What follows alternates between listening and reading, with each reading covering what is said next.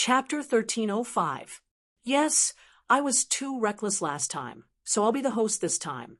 Let's talk about what happened last time. Zhao Fafa nodded. All right, let's go. Lin Yi nodded. BSB. Zhao Fafa didn't expect Lin Yi to be so easygoing. He was overjoyed and quickly led the way with Wu Liuqi leaving the school with Lin Yi. When they reached the school gate, Zhao Fafa realized that there was a ticket on his car. The school gate was a no parking zone, and Lin Yi had parked his car at the food street behind the school. Naturally, he wouldn't park his car here. Zhao Fafa was a bit pissed. It wasn't about the ticket. It was about his face. His car got a ticket in front of Lin Yi. It made him feel embarrassed, as if he didn't know the rules. F.A. bro. Who posted this?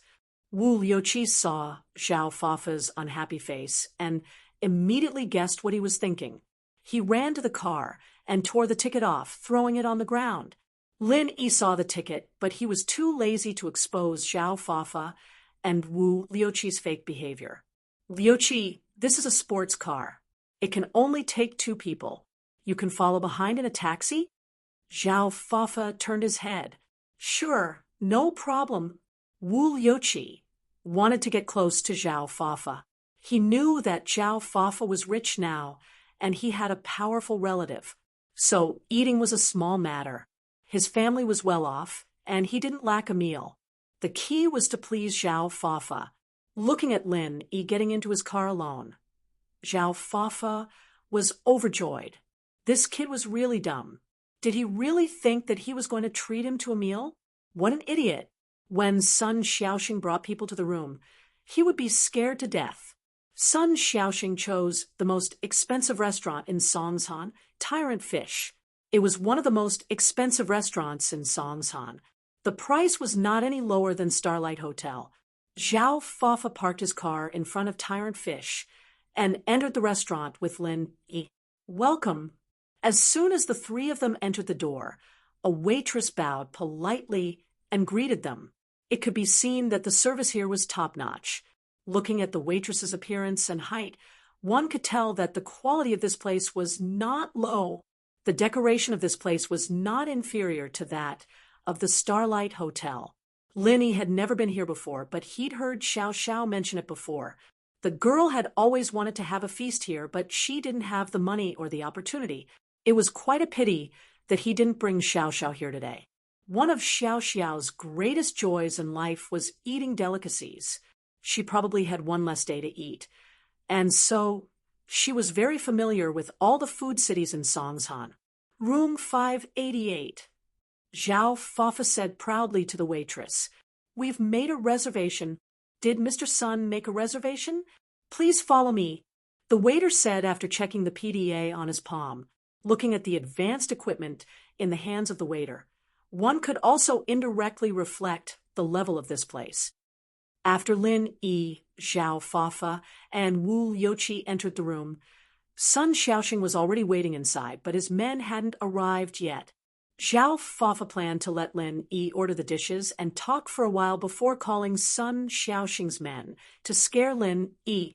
If they appeared too early, he was afraid that Lin Yi wouldn't dare to order the dishes, and then there wouldn't be any fun in scaring people. F.A. bro, you're here. Sun Xiaoxing stood up and said respectfully, "And this is Lin Yi, the main character of this meal." Zhao Fafa pointed at Lin Yi and gave Sun Xiaoxing a look. "Lin Yi, welcome." Sun Xiaoxing immediately understood what Zhao Fafa meant. It wasn't the first time he did this. "You're the guest. You order the dishes." With that, Sun Xiaoxing passed the menu to Lin Yi, letting him order the dishes. "Oh, okay." Lin Yi didn't know what Zhao Fafa was planning, but Lin Yi didn't care. He took the menu and looked at it. The dishes here weren't cheap, and some were ridiculously expensive. Lin Yi was like Xiao Xiao. He took the menu and ordered the expensive dishes. Even if he knew that Zhao Fafa was rich, Lin Yi still wanted to rip him off. Unknowingly, Lin Yi was influenced by Xiao Xiao's style. Otherwise, according to Lin Yi's character, he wouldn't come out to eat with Zhao Fafa.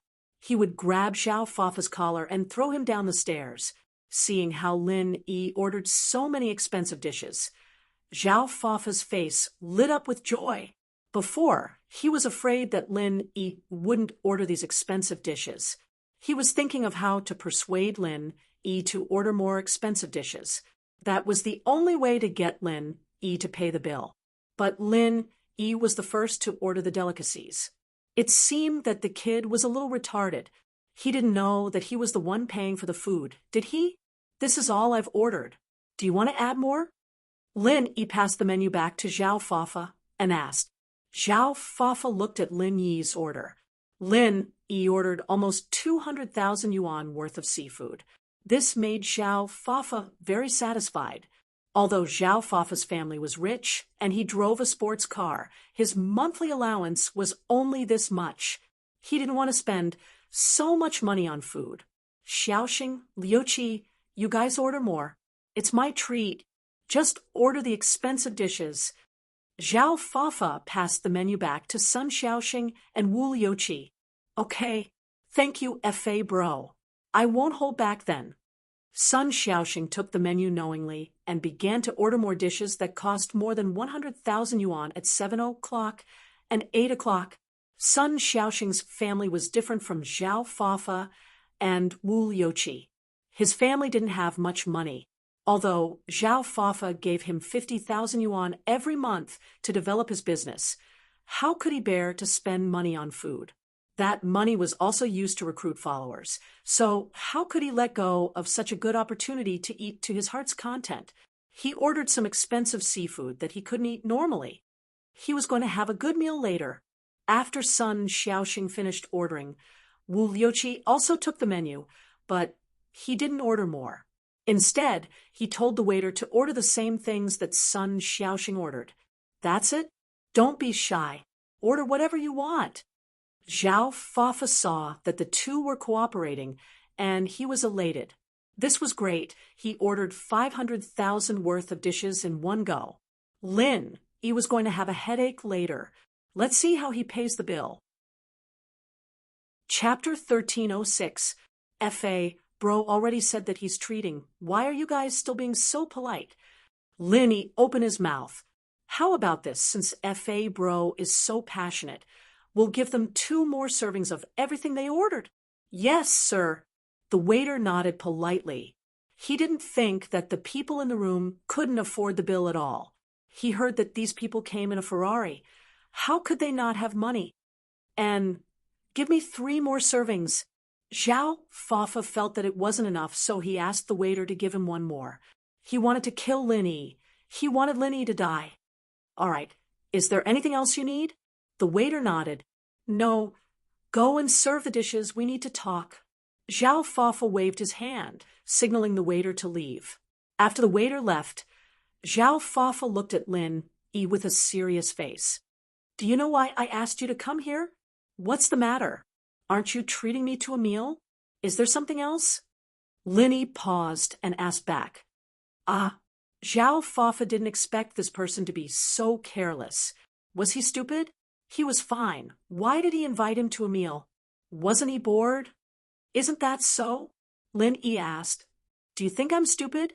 Xiao Fafa was in pain. Why was this person so stupid? Normal people would have noticed something at this moment, but this kid seemed to be fine. He didn't even notice the danger in front of him.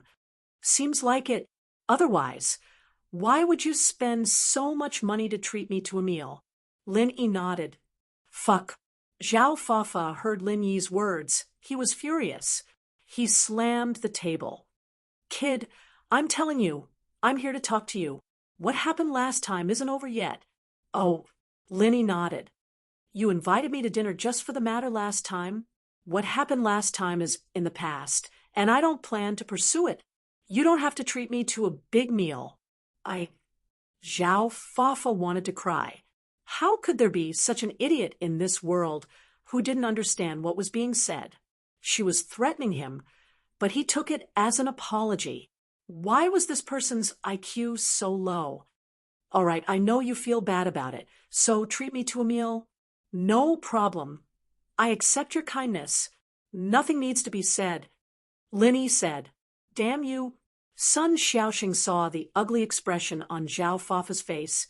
He slammed the table and pointed at Lin Yi. Kid, listen up. F.A. Bro didn't call you here to apologize. He's here to cause you trouble. Find trouble with me? Treating me to a meal is to cause trouble for me? Then I'd rather have more troubles in the future. Lin Yi said indifferently. Sun Xiaoxing wanted to cry. Was there something wrong with his speech? Why didn't Lin Yi understand what she was saying? At this moment, there was a knock on the door. The waiter was here to serve the dishes. Now was not the time to eat, and hotels of this level all had prepared food, so it didn't take long for the delicious dishes they had ordered to be served on the table. The waiter's arrival helped Zhao Fafa and Sun Xiaoxing out of the predicament.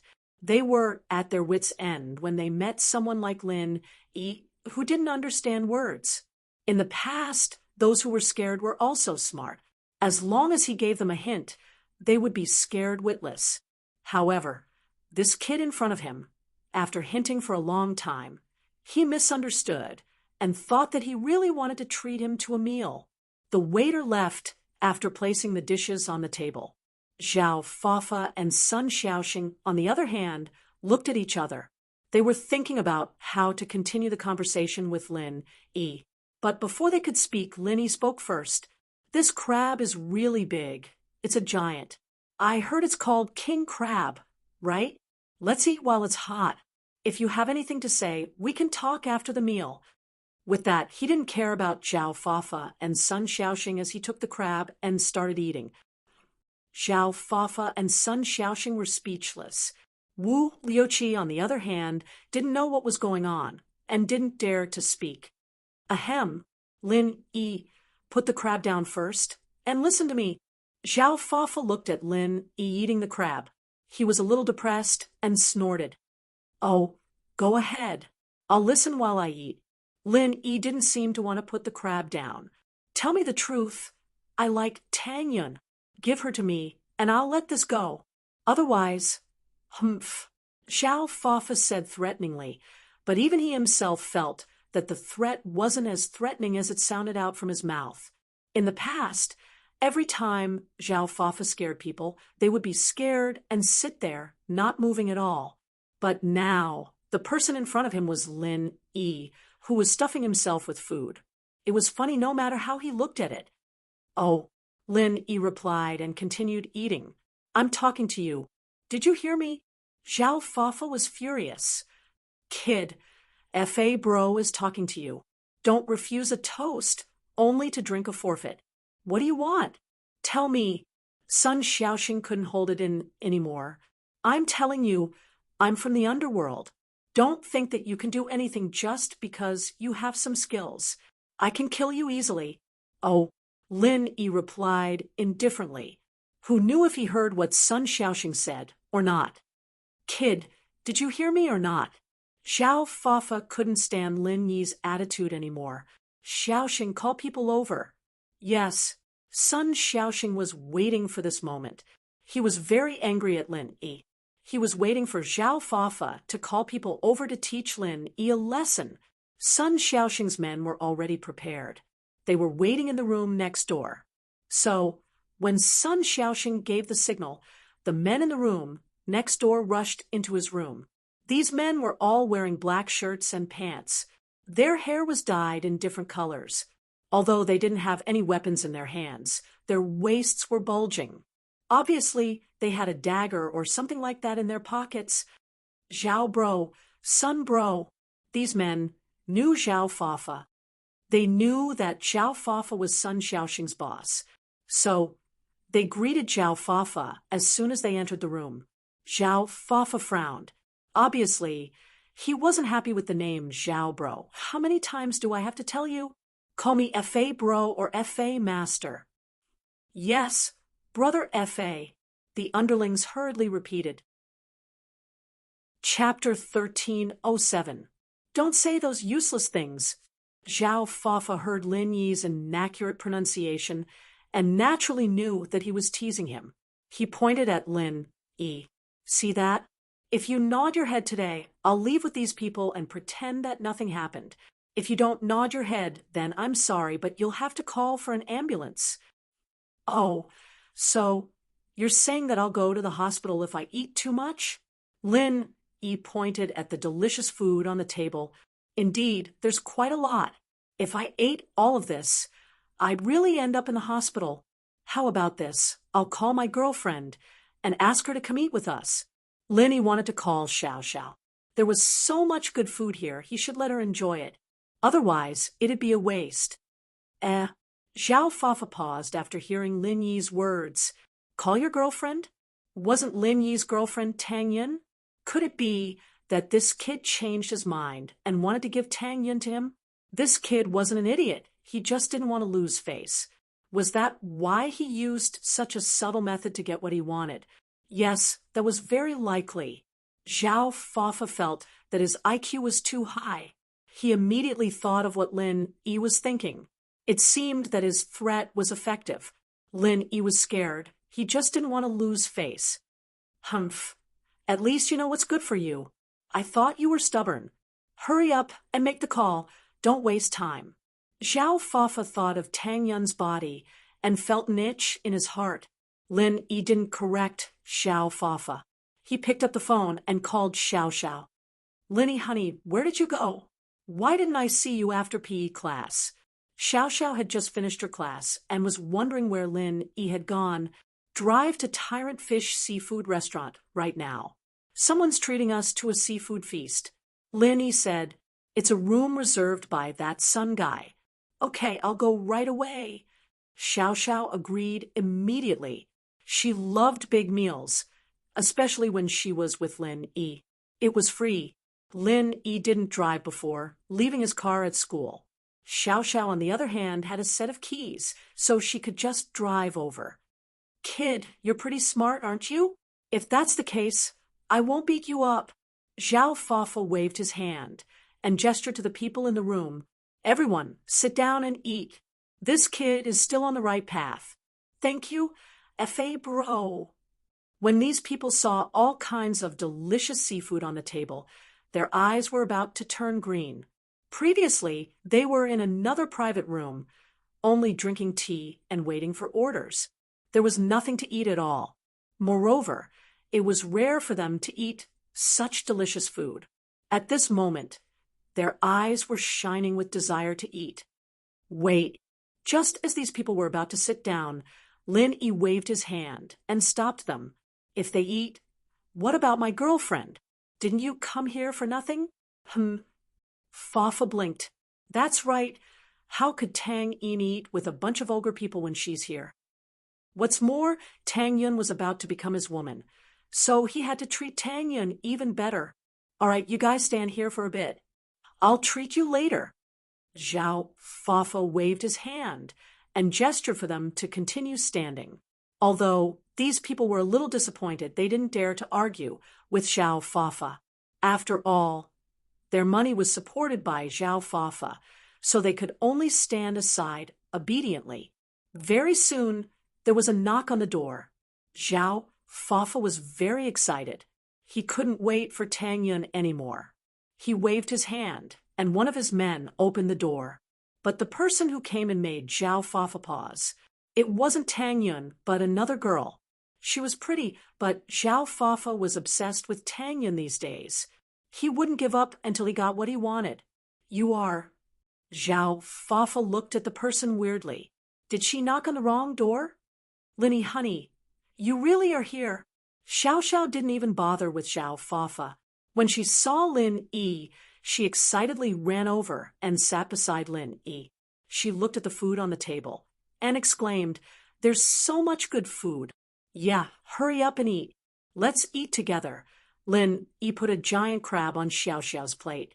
Sure. Xiao Xiao didn't care. She was a little suspicious of the atmosphere in the room, but with Lin Yi here, she didn't have to worry about anything. Since Lin Yi told her to eat, she was ready to eat. Lin Yi, didn't you say your girlfriend was here? What's going on? Are you messing with me? Zhao Fafa couldn't take it anymore as he looked at the couple who only had food in their eyes. He slammed the table and roared, Where's Tang Yun? I didn't say Tang Yin was coming. Isn't she my girlfriend? Lin Yi pointed at Xiao Xiao innocently. Her? Isn't your girlfriend Tang Yin?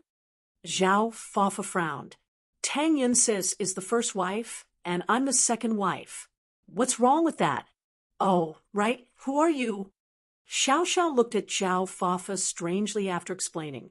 She didn't know who this guy was. Oh, he's the one who's treating us, Lin Yi said. Ignore him.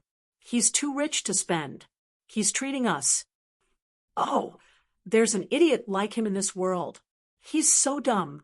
Xiao Xiao nodded and started eating the crab. Eat my ass. I'm the one who's going to kill you. You're toying with me? Zhao Fafa finally realized that Lin Yi had been toying with him all along. This guy wasn't an idiot at all. He underestimated him. I'm not toying with you. I've been telling you the truth, but you didn't believe me, Lin Yi said. All right, take a seat first.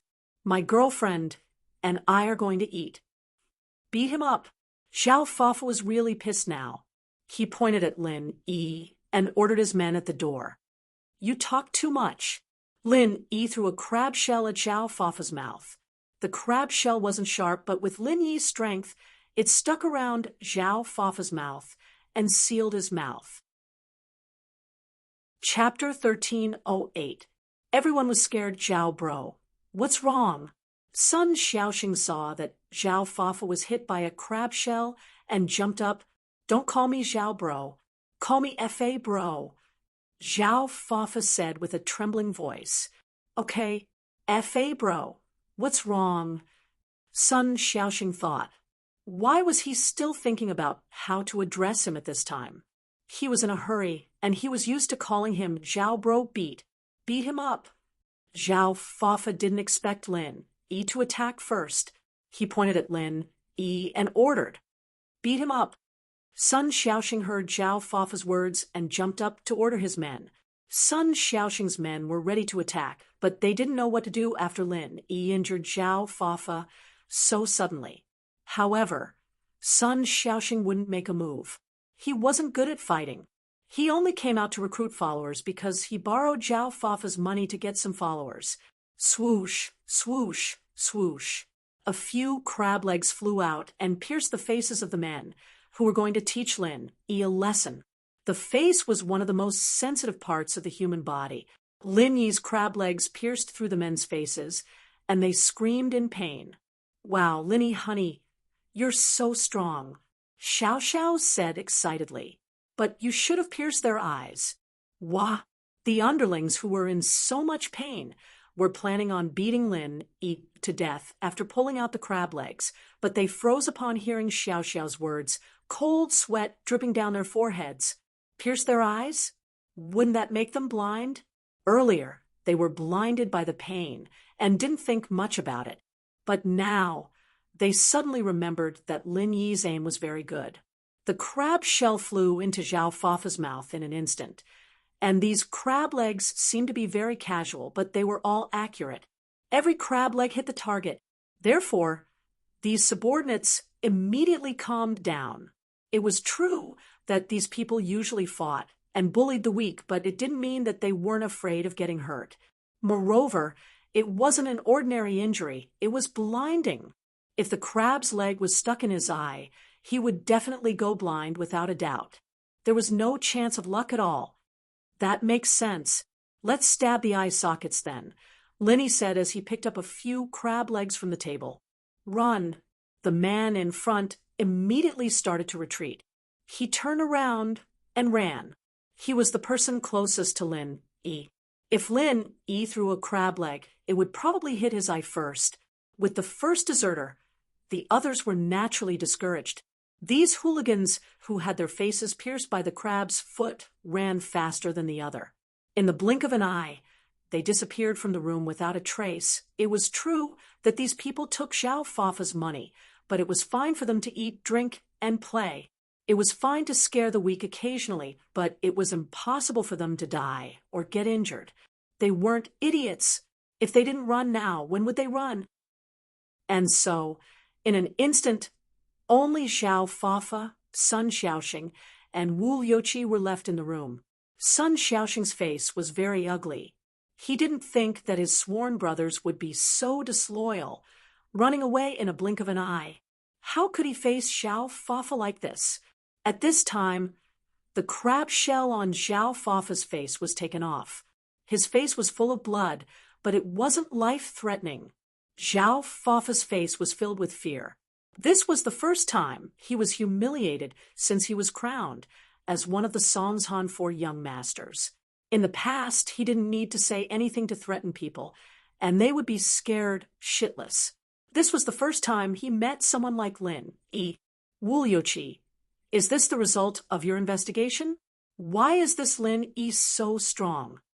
Xiao Fafa wanted to cry. If he knew that Lin Yi was this ruthless, he wouldn't have thought of doing anything to him. But now that he was humiliated, he had to take revenge. F.A. bro, Lin Yi is only good at fighting alone in school. I've never heard of him using hidden weapons. Wu Youqi's face was bitter. Lin Yi was famous in school, but that was only in fighting alone. Heibao bro, Pin Liang, and Zhou Ruoming all suffered losses, but Wu Youqi didn't know about this. He didn't even know the difference between golden class masters, and it was impossible for him to know about the conflicts between Lin Yi, Pin Liang, and Zhou Ruoming. He only saw the surface, but he realized that he was wrong. Lin Yi, I admit that you're better, but it's a small world. This isn't over yet. Xiao Fafa knew that he wouldn't be able to get back at Lin Yi today. He said those words and wanted to leave. From his point of view, Lin Yi wouldn't dare to do anything to him. He was someone with a strong background. Would Lin Yi kill him in front of everyone? Wait, pay the bill first, Lin Yi said faintly.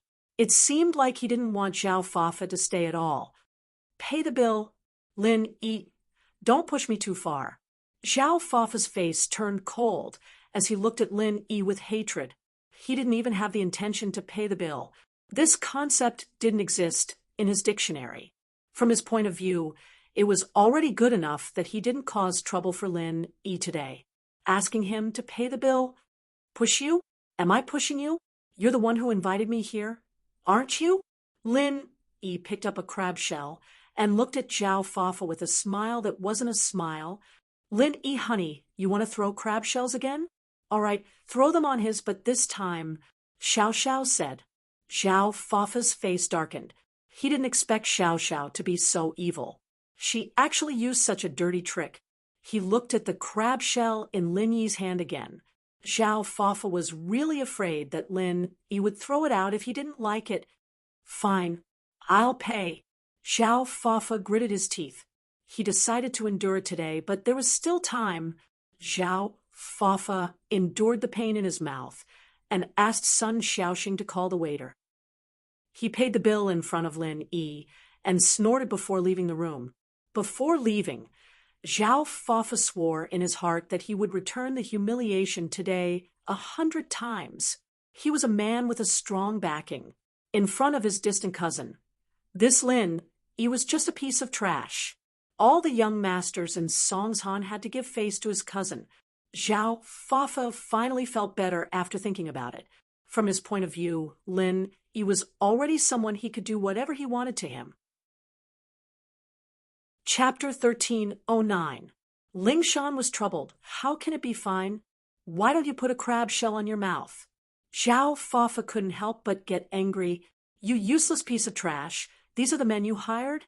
Dropping the ball at the most crucial moment. Giving you 100,000 every month for these ungrateful bastards? Sun Xiaoxing blushed. F.A. bro, you can't blame them. You can only blame that Lin Yi kid for being too cruel. Humph, cruel? I didn't want to ask my cousin for help, but Lin Yi forced me to do it. So don't blame me for being merciless. If my cousin does it, Lin Yi will be crippled even if he doesn't die. Xiao Fafa snorted. Sir, what happened to you? The waiter saw the blood on Xiao Fafa's mouth and quickly reported it to the hotel manager. Since Xiao Fafa was a regular here, the manager took it very seriously. He ran over directly to show his concern for Xiao Fafa, but he didn't know that Xiao Fafa was still holding his anger. he replied angrily after hearing the manager's question. I cut myself on the crab. Can I? Why are you so nosy? What does it have to do with you? The manager was confused by Xiao Fafa's scolding. Feeling depressed, he wanted to comfort Xiao Fafa, but he got scolded instead. Then, Mister, please have a safe journey. The manager could only turn to Xiao Fafa with a smile on his face. In the room, Linny watched as Xiao Xiao gobbled down the food, and he couldn't get tired of it. He didn't know when it started, but watching Xiao Xiao eat had become a pleasure for Lin Yi. Xiao Xiao was a girl who didn't put on airs, and she didn't try to be polite when eating. She loved to eat, and she didn't care about the small things. But because of Xiao Xiao's straightforwardness, Lin Yi liked her more and more. Don't eat too much, we'll take it back later. Lin Yi said, seafood is a cold type of food. If you eat it right, it will increase the yin energy in your body, and it will cause illness. I don't have long to live anyway. If I don't eat more of my favorite food, it'll be a great loss if I die. Xiao Xiao said nonchalantly, but then sighed. Man, forget it, I won't eat it. I don't want to die this early. I haven't lived enough yet. I'm really happy to be with you guys every day. Hee, then let's pack it up. Linny said, we can still have a meal at night. Yes, I'll listen to you. Xiao Xiao nodded. Right, Linny, honey. What's with that Xiao Fafa? Lin Yi told Xiao Xiao about Xiao Fafa's situation. Lin Yi didn't care about a small fry like this at all. He came with him today because he had nothing better to do, and he could even bring Xiao Xiao to a free meal. In fact, it wasn't that Lin Yi couldn't afford the meal, but it was because he was in a different mood. Bringing Xiao Xiao to a free meal made her very excited and happy. This girl really liked to trick people. So that's how it is. Linny, honey, you know how to trick people now. Xiao Xiao laughed. Didn't I learn it from you? Lin Yi smiled. Unknowingly, Lin Yi's personality was changing as well. He was influenced by the people around him, and he was different from before. Ling Shan had been very busy these days, and according to Wai Jun's analysis, she'd shifted her focus to the marketplace, sending a large number of police officers to all sorts of industries. There was only one direction to investigate, and that was whether or not someone had been offering high rewards to trick people into doing things for them. With a direction to investigate, the results weren't a problem. Very soon, the investigation teams all came back with news, and all the clues pointed to one place: underground fighting arenas. After an investigation by the police, they found that there were indeed people looking for waiters, truck drivers, temporary workers, hotel security guards, construction workers, and so on to have a go at it. They offered a very high price tag, with a reward of 100,000 to 200,000. For many people, it was a certain temptation. Of course, not everyone took the bait, or there wouldn't be all these clues. Ling Shan looked at the reports on the table, and finally, she felt like the dark clouds had been pushed aside, and she could see the clear sky. There was finally a clue to this case. With this important clue, the rest would be much simpler. She just needed to find the location of the arena. But this arena, Ling Shan had never heard of it before, so it should be a new illegal place. Ding, ding, ding. Ling Shan was flipping through the reports when she heard a knock on the door. Ling Shan didn't think much about it and said casually, "Come in." Ling Shan, are you busy? Do you have time tonight? Want to have dinner together? It was Xie Yufeng, who had left the school temporarily. He didn't have the face to stay in school anymore after what happened that day. Yes, I'm busy. Ling Shan replied faintly, there's a case, and I have to work overtime tonight. Forget about dinner, we'll talk about it another day. Ling Shan didn't have a good attitude towards Yufeng, but she didn't want to completely piss him off. House Yu was a place that House Song couldn't afford to offend at the moment, and she didn't want to bring trouble to her house because of her stubbornness. She could only force herself to play along, hoping that Yufeng would back off. Is that so? Another day is fine then. Yufeng didn't force her. He sat on the sofa across from Ling Shan. Did you get into some trouble? Do you need help? Just ask, I'll see what I can do. Sorry, the case is confidential. Ling Shan naturally wouldn't say much to Yufeng in case he got involved in her work and life. She wouldn't be able to push him away. Ha, I'm just saying. Yufeng felt a little awkward after hearing that, but there was nothing he could do about it. Ling Shan's confidential made him stop asking. I'm going to a meeting now. Mister, you please help yourself, Ling Shan said. She didn't want Yufeng to stay in her office any longer. All right, I'll be going then. I'll come find you when you're done with your work. Yufeng didn't say much, standing up and leaving the office. Yufeng was very experienced when it came to picking up girls, and he had his own way of dealing with cold beauties like Ling Shan. That was to keep on pestering her, but he couldn't chase her too tightly. As long as he was shameless, he'd succeed.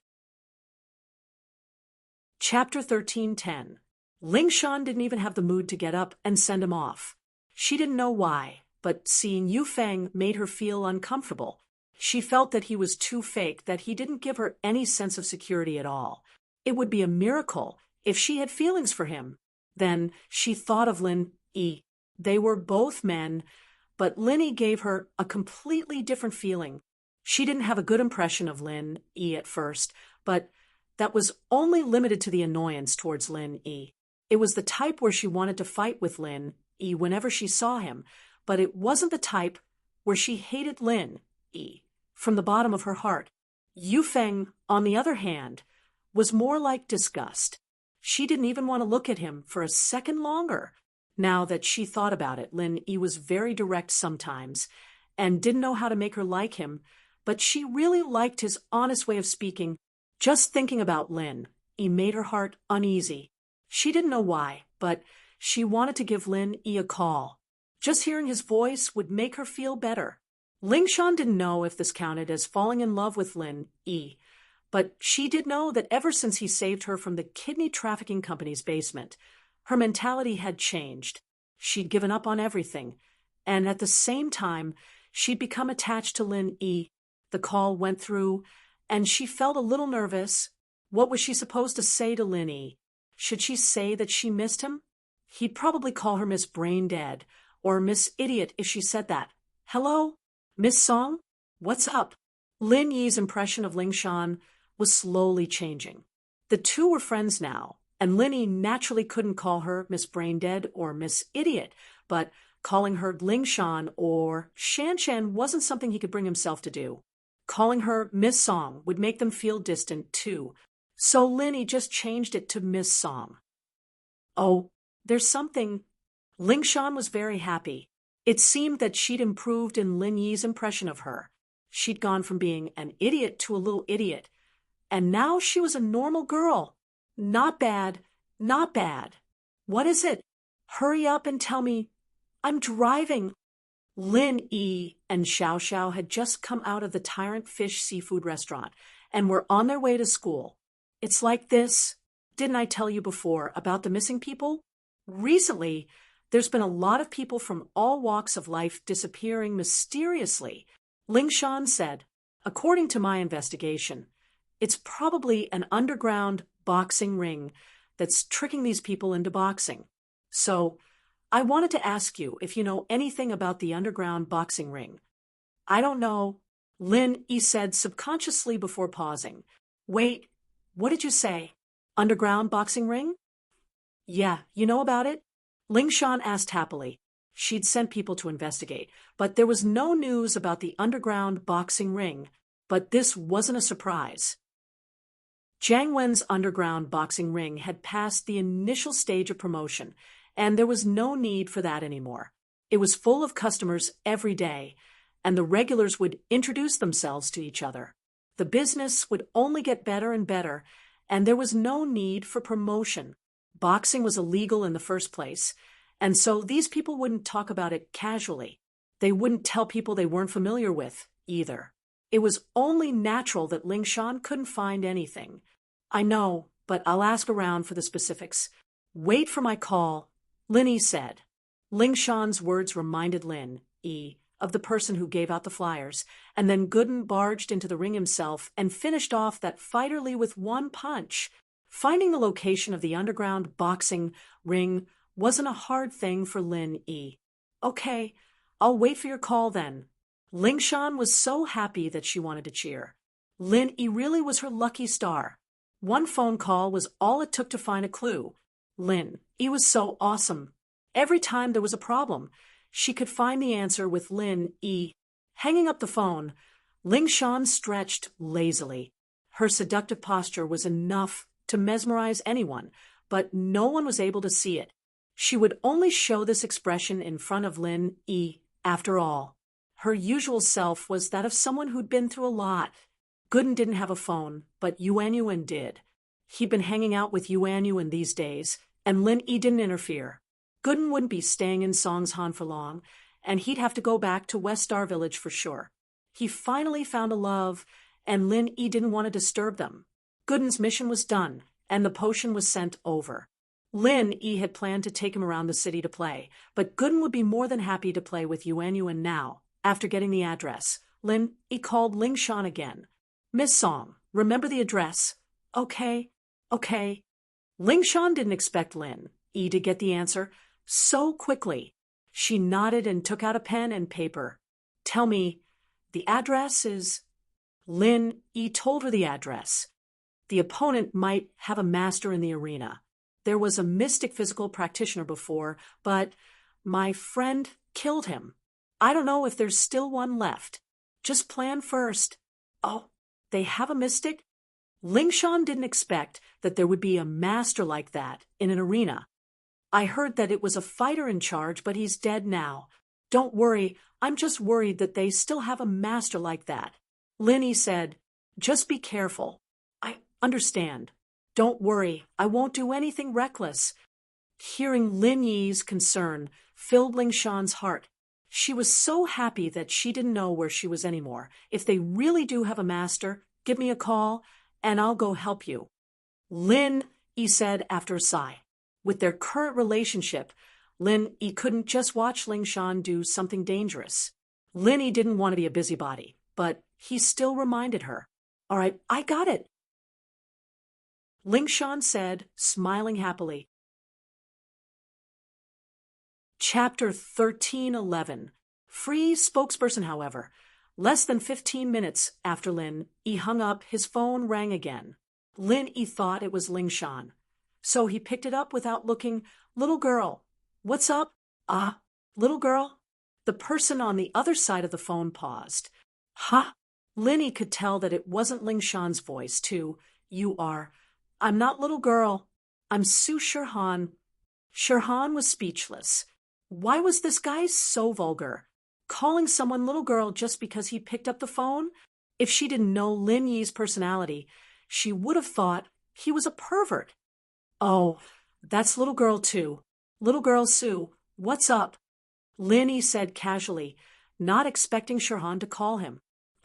Su Shirhan was speechless. But whatever, so be it. She really was a little girl, wasn't she? Shirhan didn't care about the title. You said you'd help me make some headache medicine? I'm free today, so I'll go get it and take a picture with your friends. Shirhan's concert in Songshan had ended, and she was preparing to go to another city to continue her concert. So before she left, she wanted to say goodbye to Lin Yi and get some headache medicine. These few days, Shirhan's manager, Wang Sis, had contacted Miracle Dr. Guan's medical company and told them that Shirhan was going to be a free spokesperson. Fatty Lai was confused at first. A superstar that couldn't be hired even with money, why did she want to be a spokesperson for free? And so, Fatty Lai suspected Wang Sis's identity. Was she a scammer? But after Wang Sis's explanation, Fatty Lai realized that Shirhan was Lin Yi's patient. Wang Sis didn't hide Su Shirhan's illness from Fatty Lai.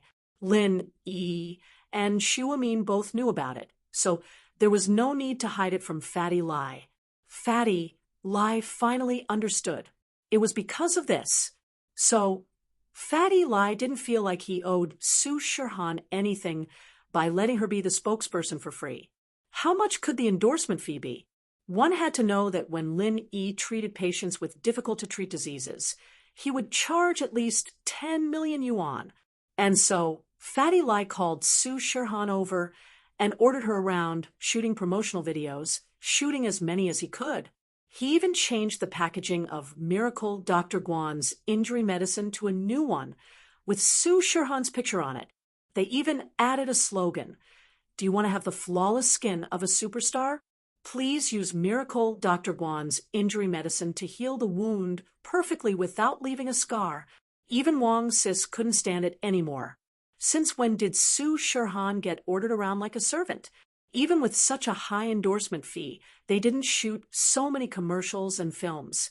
Wasn't this treating people too lightly? But Su Shirhan smiled and shook her head, indicating that it was nothing. Su Shirhan felt that since Lin Yi treated her as a friend and treated her for free, she should return the favor. Since they were friends, there was no need to be calculative. And Su Shirhan felt that the people around Lin Yi were the same as him. They didn't treat superstars as anything. She was pretty and cute, but this fatty Lai acted like he didn't see her at all, talking to her with his eyes rolling around, thinking of ways to squeeze all of her value out of her, of course. What Su Shirhan didn't know was that fatty Lai had already treated her as Lin Yi's spare tire. Who knew when she would become his official girlfriend? Fatty Lai wouldn't have any thoughts about his sister-in-law, but Miracle Dr. Guan's painkiller hadn't been mass-produced yet. There were only a few samples in the company. If Su Shirhan wanted it, she would have to get it from Lin Yi. Today? That's good. Lin Yi didn't have anything to do. I bought a bunch of seafood from the restaurant. Come eat with us. Seafood? Su Shirhan froze, but she didn't know whether to laugh or cry. Okay, tell me the address. I'll go there now. The address is Seaview Villa Bay. Lin Yi told Su Shirhan the address. If you can't find it, use the GPS. Okay, wait for me. It was rare for Su Shirhan to have a friend, and they didn't have any ulterior motives. This made Su Shirhan feel at ease playing with them. Otherwise, it would be hard for Su Shirhan to have a close friend. Most women approached her because of her aura, while men approached her because they wanted dirty things. But Lin Yi and Xiao Xiao were different. Both of them were nice, and after interacting with fatty Lai, Su Shirhan realized that Lin Yi's friends were nice as well. The friends Lin Yi wanted to take photos with were probably nice too. Otherwise, with Lin Yi's arrogant personality, it would be hard for him to accept others.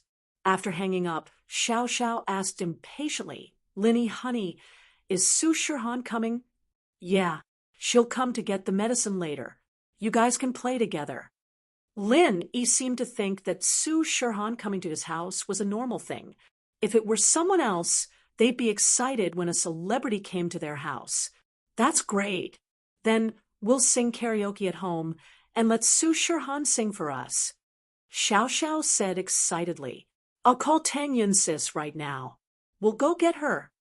Lin Yi wasn't a fan, so he didn't understand how Su Shirhan's fans felt. Xiao Xiao told the exciting news to Meng Yao and Yushu as soon as they got home. Tang Yun was happy too, but she wasn't as lively as Xiao Xiao. She only smiled and greeted Meng Yao and Yushu. Tang Yun had become a regular in the villa, and she didn't feel restricted here. Then should we prepare some food for Su Shirhan tonight?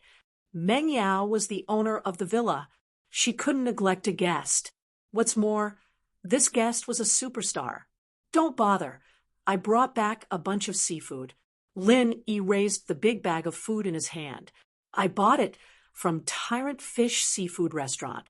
There was an idiot who treated us today. Idiot? Meng Yao was confused. An idiot who wants to chase after Tang Yun, Lin Yi explained simply, but Lin Yi was too lazy to say anything about Zhao Fafa. Su Shirhan came as soon as she said she would. Lin Yi and the others were talking when the doorbell rang. Evidently, Su Shirhan was ready to leave after the call. They weren't familiar with the roads, but Lin Yi had to go get Tang Yun for a while. Chapter 13:12. Chapter 13:10. Sadness. Su Shirhan didn't wear much this time, probably because she came straight to Lin Yi's place and didn't go anywhere else, so she didn't need to wear anything.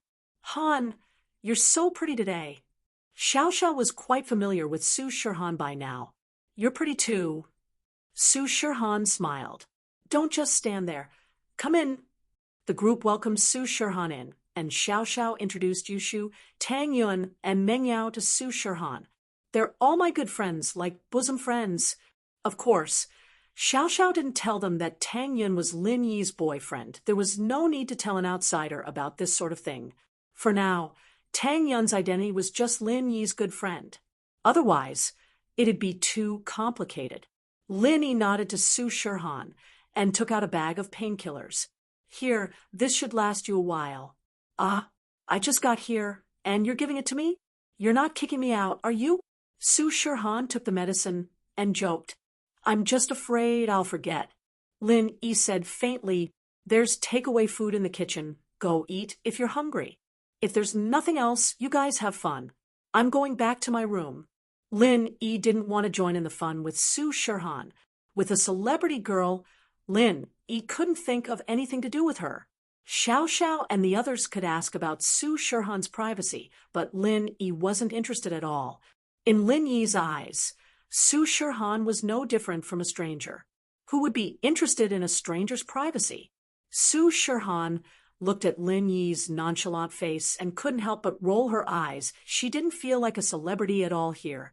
But it was precisely because of this that Su Shirhan didn't have her usual nervousness and vigilance. It was like she was home. She could relax. As for Meng Yao, Tang Yun, and Yushu's questions, Su Shirhan basically answered all of them. After all, Su Shirhan didn't have anything to hide. Other than a headache, it wasn't a big deal. Xiao Han, do you have a boyfriend? Missy also became a little gossipy. After all, these were the things that the fans were most concerned about. Su Shirhan's boyfriend, on the other hand, was the focus of the media.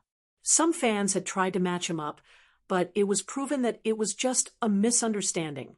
Su Shirhan had always been single, but even if she was single, a lot of fans didn't believe it. They all thought that there was an invisible boyfriend behind Su Shirhan. It was just that no one noticed. Not yet. I'm really not lying. I'm not lying. Shirhan smiled. She knew that they would ask these questions. So, you're still a virgin? Yushu's questions were always powerful. Yes. Su Shirhan blushed and sighed. Lin Yi's friends were really not ordinary people. Oh, so you really are a pure and innocent girl. Yushu liked Su Shirhan even more. Lin Yi listened to the girl's gossipy questions. He couldn't help but shake his head and went back to his room. At night, other than the seafood that Lin Yi brought back from the restaurant, Lin Yi cooked a few more dishes. Although a bunch of seafood was enough, Su Shirhan was still a guest. Lin Yi didn't want the Missy and the others to lose face. Su Shirhan ate the dishes Lin Yi cooked. She was amazed. She never thought that Lin Yi could cook, and it was so delicious. He was even more professional than her housekeeper. Your cooking is really good. It seems like your friend is lucky. Su Shirhan praised. Han, if you like it, come here more often. You're always welcome here. Meng Yao was the owner of the villa. It was a good time to speak. I wanted to Yao Yao, but I won't be staying in Songshan for long. I'll be leaving soon. Shirhan said regretfully, but if I'm free, I'll come and play with you guys. It's fun to be with you guys. There's no pressure. That's great. You'll come more often. Yushu said happily, Man, yeah, you have to come, or else I'll die. Xiao Xiao said pitifully, Don't say that. Your boyfriend's medical skills are so good. He'll definitely find a way. Shirhan said, I hope so.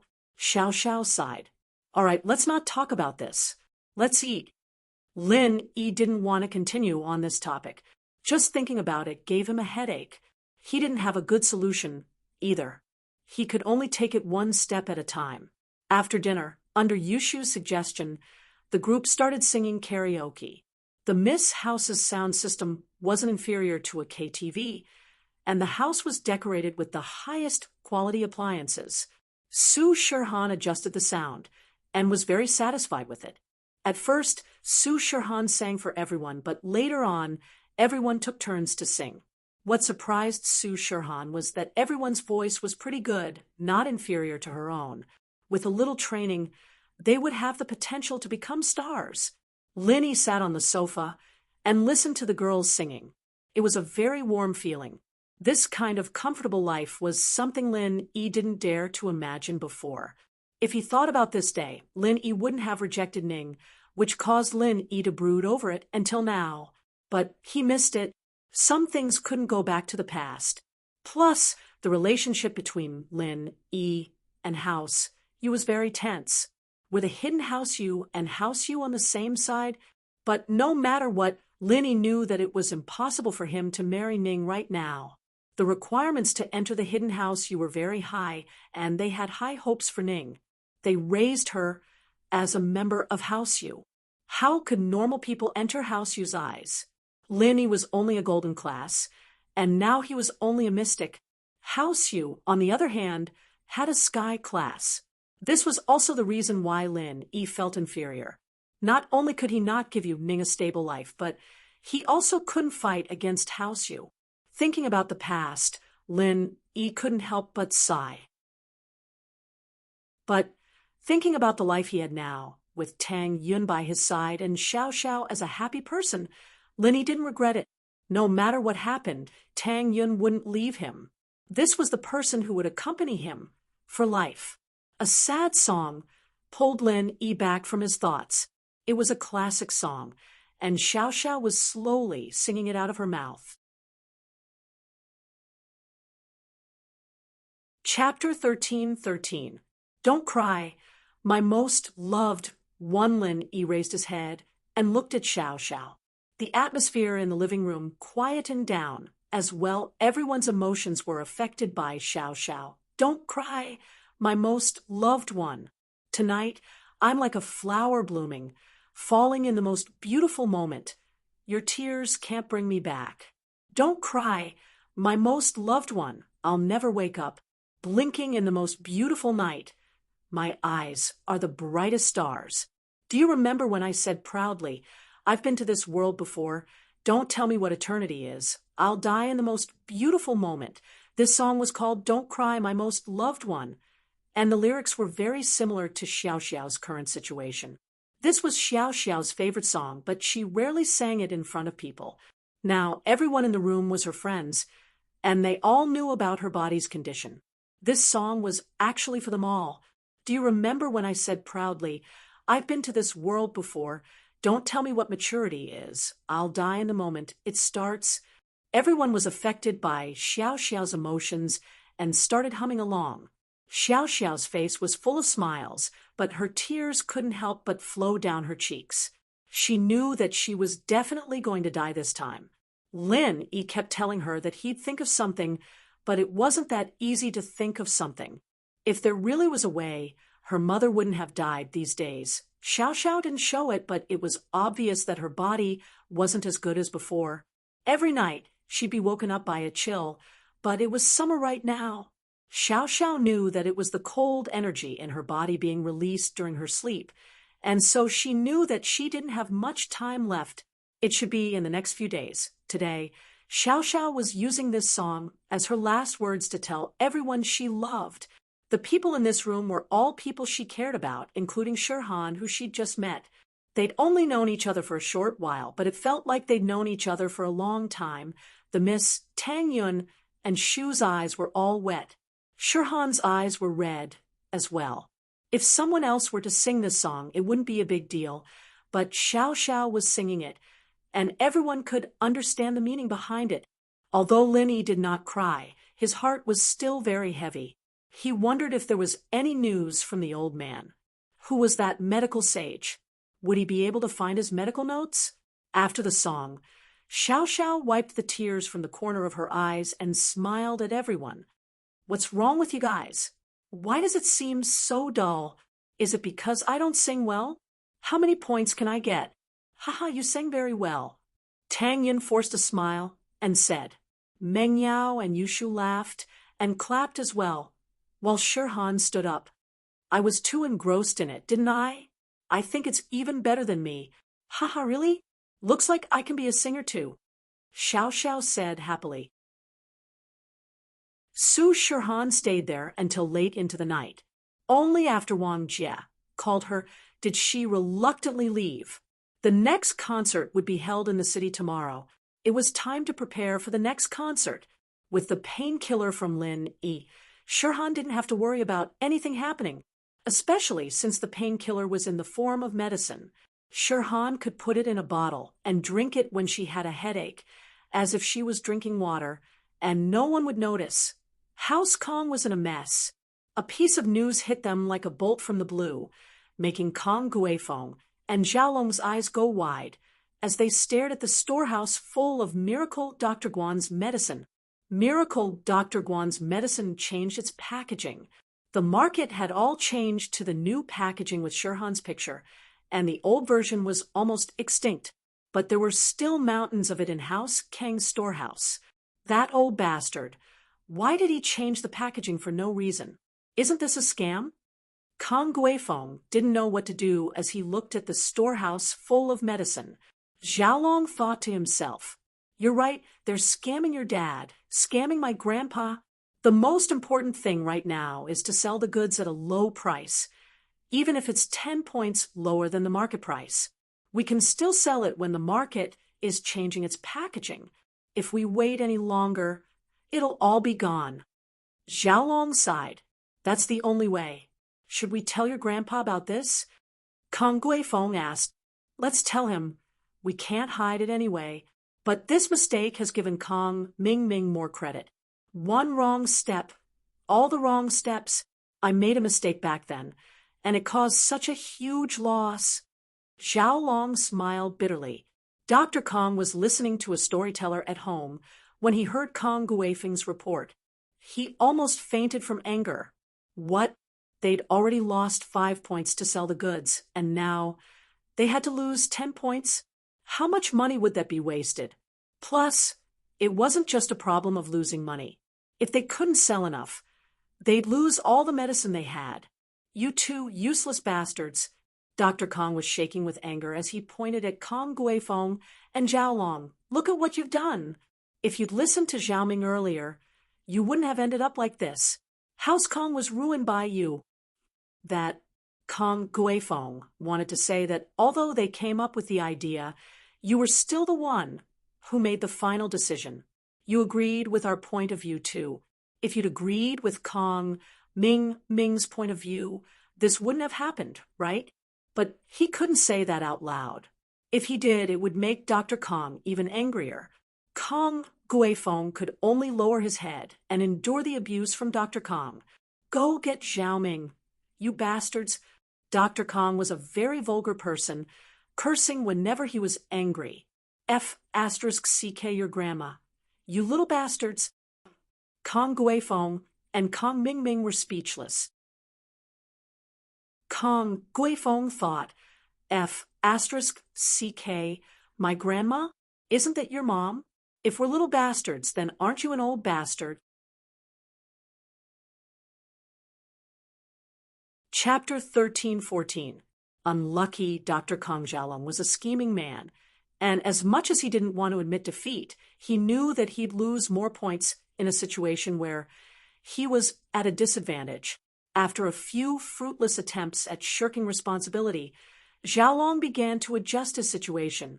Temporary tolerance was for the sake of becoming stronger and more powerful in the future. Kong Mingming called it a search for the recipe for the pill of life extension and toxin cleansing, but he was actually going out to have fun and pick up girls. The recipe wasn't that easy to find. After all, he didn't have any leads on it yet, so he used this as an excuse to have some fun. When he got the call from Xiaolong saying that something big had happened at home, Kong Mingming didn't dare tarry and rushed back from the dinner table. He didn't get along with Xiaolong, but he still had to rush back to House Kong. Kong Mingming was a spoiled brat, but he wasn't an idiot. If House Kong were to be destroyed, how could Kong Mingming live a good life? But when Kong Mingming got back to House Kong and found out what had happened, he let out a sigh of relief. He'd thought that it was something big, and that they'd lost some money, but it wasn't a devastating blow to House Kong. Plus, Kong Ming was secretly happy. This was all Xiaolong's doing, and now he'd disappointed his grandpa more and more. The future head of House Kong was going to be him, Kong Ming Ming. Kong Ming Ming could even imagine the amazing life he'd been living. After becoming the head of House Kong, he'd had women on his left and right, eating, drinking, and having fun. No one could control him, but he could control others. It was the life of an immortal. But on the surface, Kong Ming Ming still spoke with pain. This is a big deal. But what's done is done, and now's not the time to look into it. Uncle and brother didn't do it on purpose, and they didn't want this to happen. Fortunately, we only lost some money, and there were no other big problems. Otherwise, our Kong family would not be able to bear the torment. Although Kong Ming Ming said that he wouldn't pursue the matter, it was obvious that he was blaming Kong Guifeng and Kong Xiaolong for this. Xiaoming, House Kong will accept the loss, but now that Miracle Dr. Guan's injury medicine is selling so well, it severely affected the sales of our Dr. Kang's golden creation. Those pharmacies that used to beg us to supply them all seem to have disappeared, and they don't even ask for our medicine anymore. Dr. Kong smiled bitterly. I'm afraid that the medical market will soon belong to Miracle Dr. Guan's injury medicine. Fortunately, they still had the support of the military orders, but how long could they last? I'm afraid that Guan Shuamin will snatch this order away from us. If that happens, the Kong family will be facing a life-and-death crisis. Dr. Kang's words were serious, but if House Kong continued to develop like this, it might really become a reality. Xiaolong, Kong Ming, and Kong Guifeng all had worried expressions on their faces. As the saying goes, when the nest is overturned, no eggs remain intact. If House Kong were to collapse, they wouldn't be able to fight for the position of head of the house. So at this moment, the three of them let go of their competitive mentality and lowered their heads with a heavy heart. The reason I called you here is to discuss what our Kong family should do. How should we deal with it? House Kang's future isn't looking good. Dr. Kong sighed. What do you think we should do? Kong, Guifeng, and Xiaolong looked at each other. They didn't have any good ideas. House Kang's foundation was too weak. They only had the formula for golden creation, and they didn't have any other special effects medicine. If this product was replaced by someone else, then House Kong would have no more products to rely on. House Kang's medicine factory also produced common medicines for headaches and colds, but those were all common formulations. There were too many manufacturers, and it wasn't easy to do business. In the past, with Dr. Kang's Golden Creations reputation, these medicines could be sold, but now that Dr. Kang's Golden Creation wasn't doing so well, the sales of these medicines were no different from those of a small medicine factory. They wouldn't starve to death, but it was impossible for House Kong to be as prosperous as it was now. They could only become a normal house, let alone become a noble house. Grandpa, I feel like this is still up to me. I feel that I have a great responsibility. If I can get the formula for the pill of life extension and toxin cleansing, then everything will be solved. Kong Ming Ming said after some thought. In fact, he didn't know what else to say. That's right. Xiaoming is right. How about it? Are you confident? Dr. Kong nodded in satisfaction.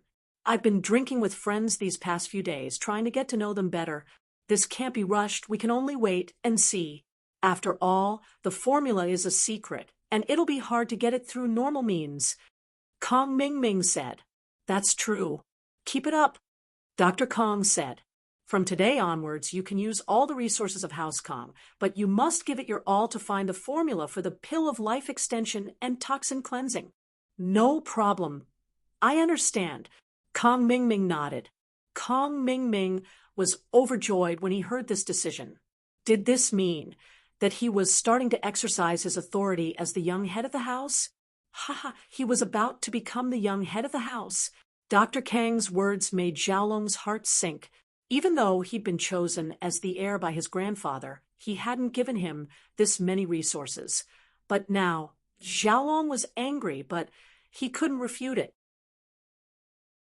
His only hope now was that Kong Ming Ming messed this up and couldn't get the formula for the pill of life extension and toxin cleansing. But if he couldn't get the formula, then House Kong would be done for. With House Kang's current situation, if they didn't have a powerful formula, then House Kong would never be able to recover, and so Xiaolong was conflicted. On one hand, he hoped that Kong Ming Ming would fail, but on the other hand, he didn't want him to fail.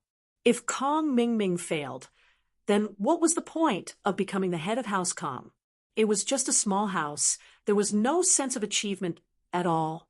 But if Kong Ming Ming succeeded, then Kong Ming Ming would be the head of House Kong. How could he let Kong Ming Ming get the formula, but not become the head of House Kong? Xiaolong started thinking in his mind. He had to find a way that would satisfy both sides. Chapter 13-15. Kong Ming Ming may be a spoiled brat, but he wasn't an idiot. Normal people wouldn't know such an important recipe. It was a business secret, even more serious than a top secret. If this recipe were to be leaked, it would shock all the noble houses. Although Kong Xiaoming agreed with full confidence, it was a bit difficult to actually execute the plan. He was very clear about his own capabilities. He used the old method of bribing Miracle Dr. Guan's medical company's vice president, Kong Xiaobo, to get the Golden Creation Medicine's formula. But this method wouldn't work on Guan Shuimin. There was no way Guan Shuimin would give the recipe to him. Wouldn't he be an idiot then? So Kong Ming Ming had to use other methods. But for someone like Shuimin, unless he was willing, there was no way he would just hand over the recipe. If he managed to get Guan Xian, he could order her to steal the recipe. Kong Ming Ming was confident. From Kong Ming Ming's point of view, women in love were blind and stupid.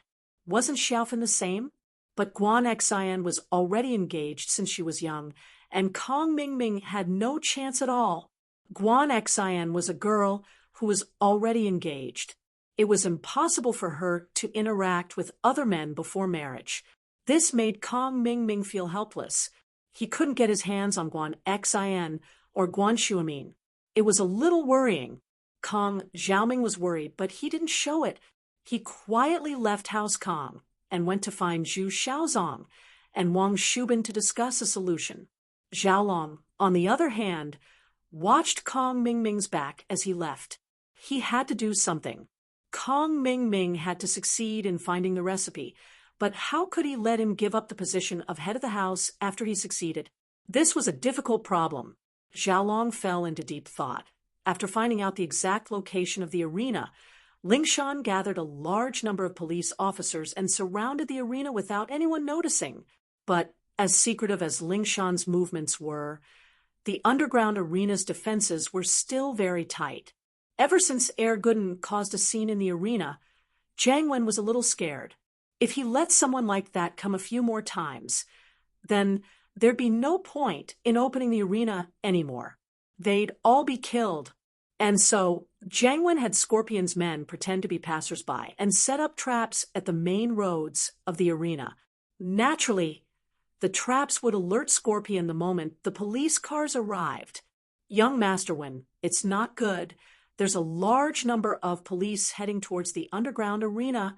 Scorpion was shocked when he heard the report from his underlings. What? The police are here? Jiang Wen was shocked. Seriously? How did the police find this place? I don't know.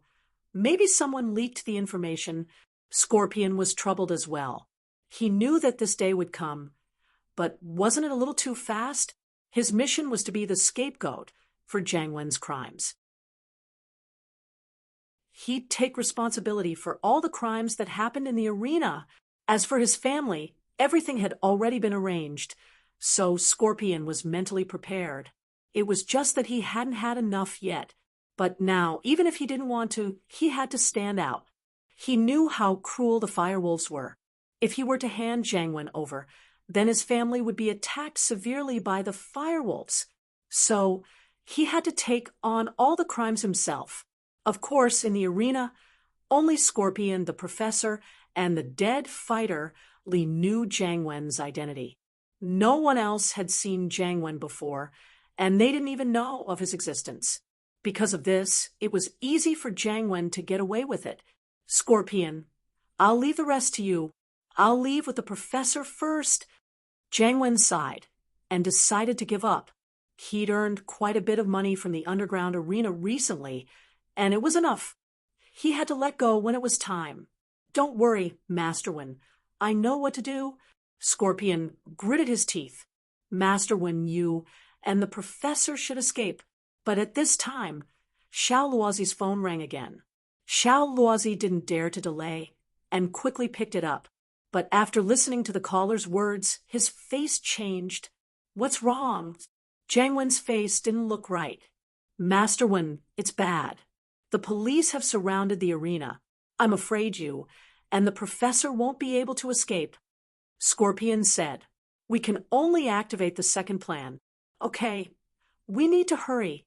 Jiang Wen nodded and said decisively, while the police haven't barged in, we'll apply for a break in the middle of the fight and substitute the professor and me. Lingshan arranged all the police forces and made sure that the people in the arena couldn't escape. She immediately ordered, Lu Wangli, bring a squad with me to arrest the suspect. Yes, Captain Song. Captain Song. Wang Li immediately brought his men and followed behind Lingshan.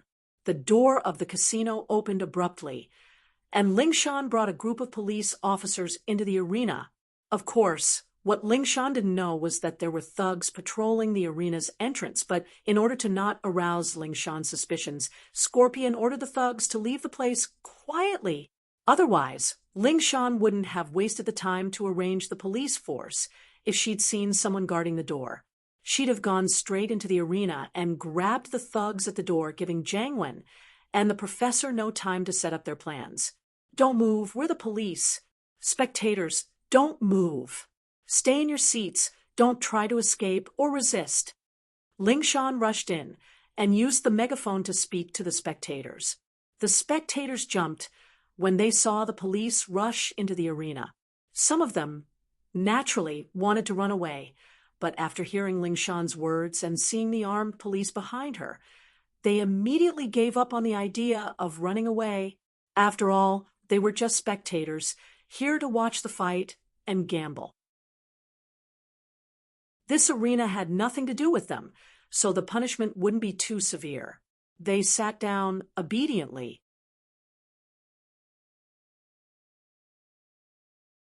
Chapter 13:16. Officer Song, it's me. You're finally here. Help me out. I don't want to fight. They force me to fight. The green-masked boxer suddenly shouted. He waved his hands and shouted for help in the ring. Help, Officer Song. This sudden turn of events startled Lingshan.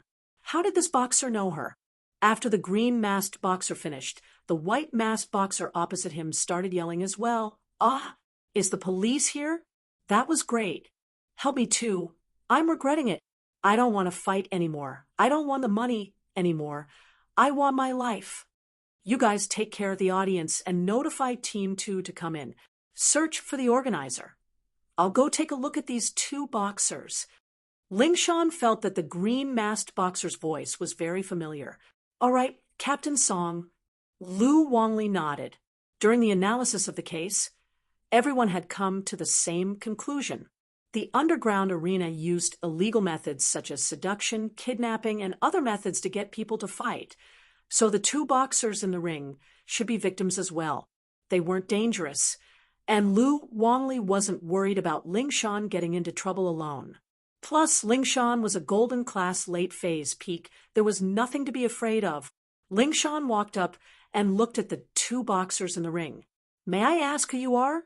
Why are you fighting here? Officer Song, it's me.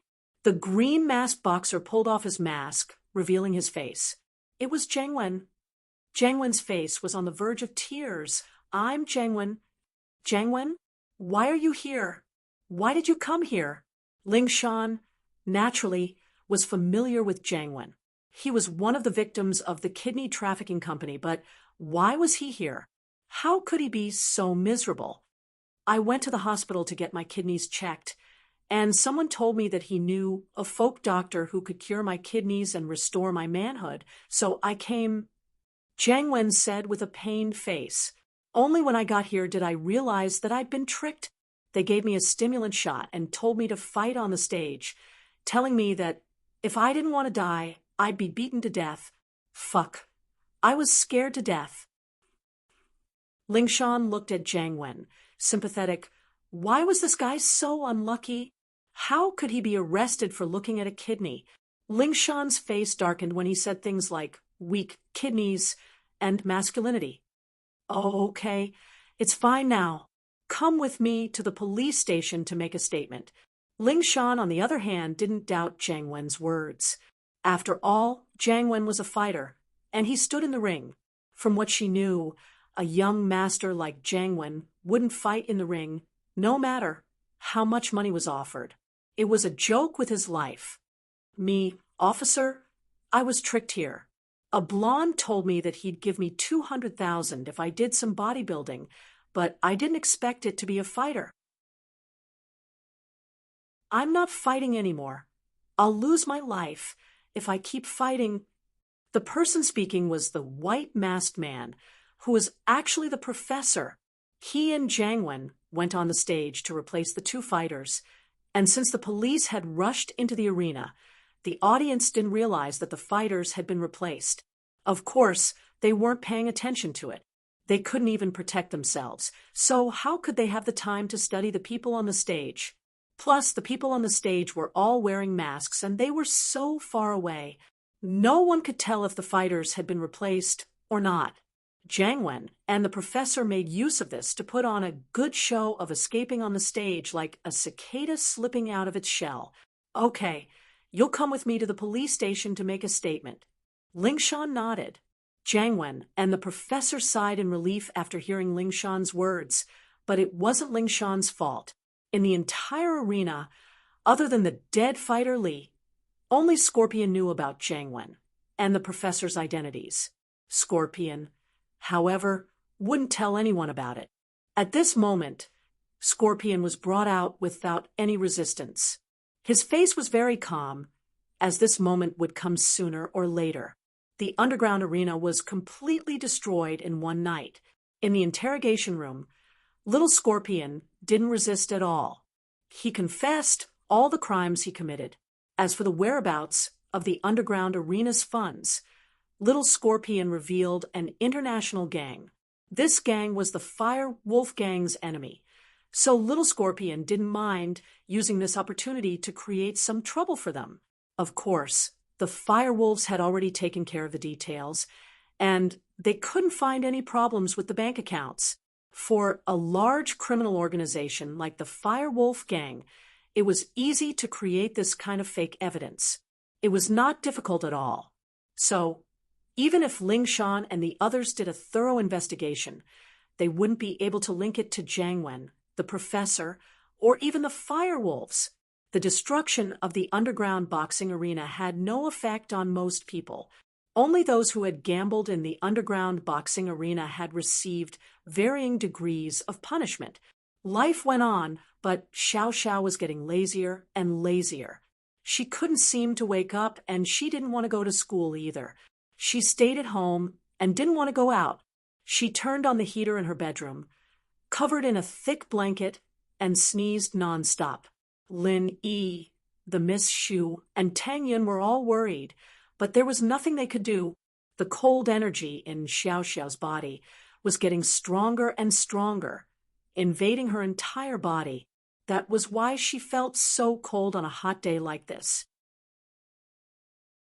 Knowing that she didn't have much time left, Lin Yi, the Miss Xu, and Tang Yun all stopped going to school. They stayed in the villa to spend the last years of her life with Xiao Xiao. They'd finished their high school courses a long time ago, and it was revision time now. With the Miss Xu and Tang Yun's self-learning abilities, it wouldn't be a problem even if they didn't go to school. The three of them had their own specialties, and they could complement each other. Xiao Xiao, what are you doing? Tang Yun looked curiously at Xiao Xiao fiddling with the yarn. I want to knit a sweater for Shield Bro, Xiao Xiao said. I want to leave something for him as a souvenir, but I don't think I can last that long. I'll die before I finish, so I think I should knit a scarf, but I'm afraid I won't be able to finish it.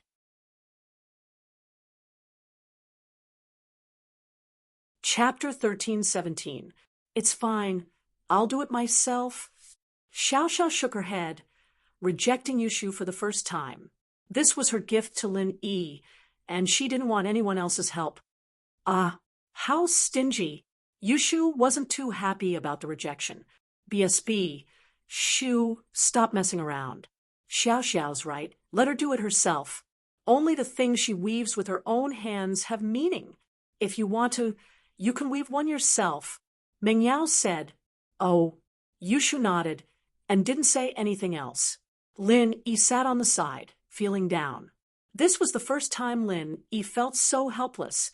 Before, no matter what happened, Lin Yi would always think of a way to solve it, but now he couldn't think of anything. Just when Lin Yi was at his wit's end, old Lin's call finally came. Old man, you finally called. Lin Yi was excited. Lin Yi's only hope was on old Lin, that ancient medicine saint you mentioned last time. Is there any news? I did, but it's bad news. Old man Lin sighed and said, Don't be too sad when I say it. I found it, but why is it still bad news? Could it be that the fire spirit's fruit doesn't exist? Lin Yi paused and asked worriedly, whether it exists or not. I can't say for sure, but I've never seen it before. Old Lin said, This ancient medicine saint is called Zhang Liju. I've confirmed that it's him, but his medical notes weren't passed down to the world. It's said that he brought it to his grave. So this trail ends here. What? Zhang Liju? Lin Yi heard the words and gasped. You're saying that his medical notes might be in his grave? Yes. Why are you so excited? Old Lin didn't understand. Of course I'm excited.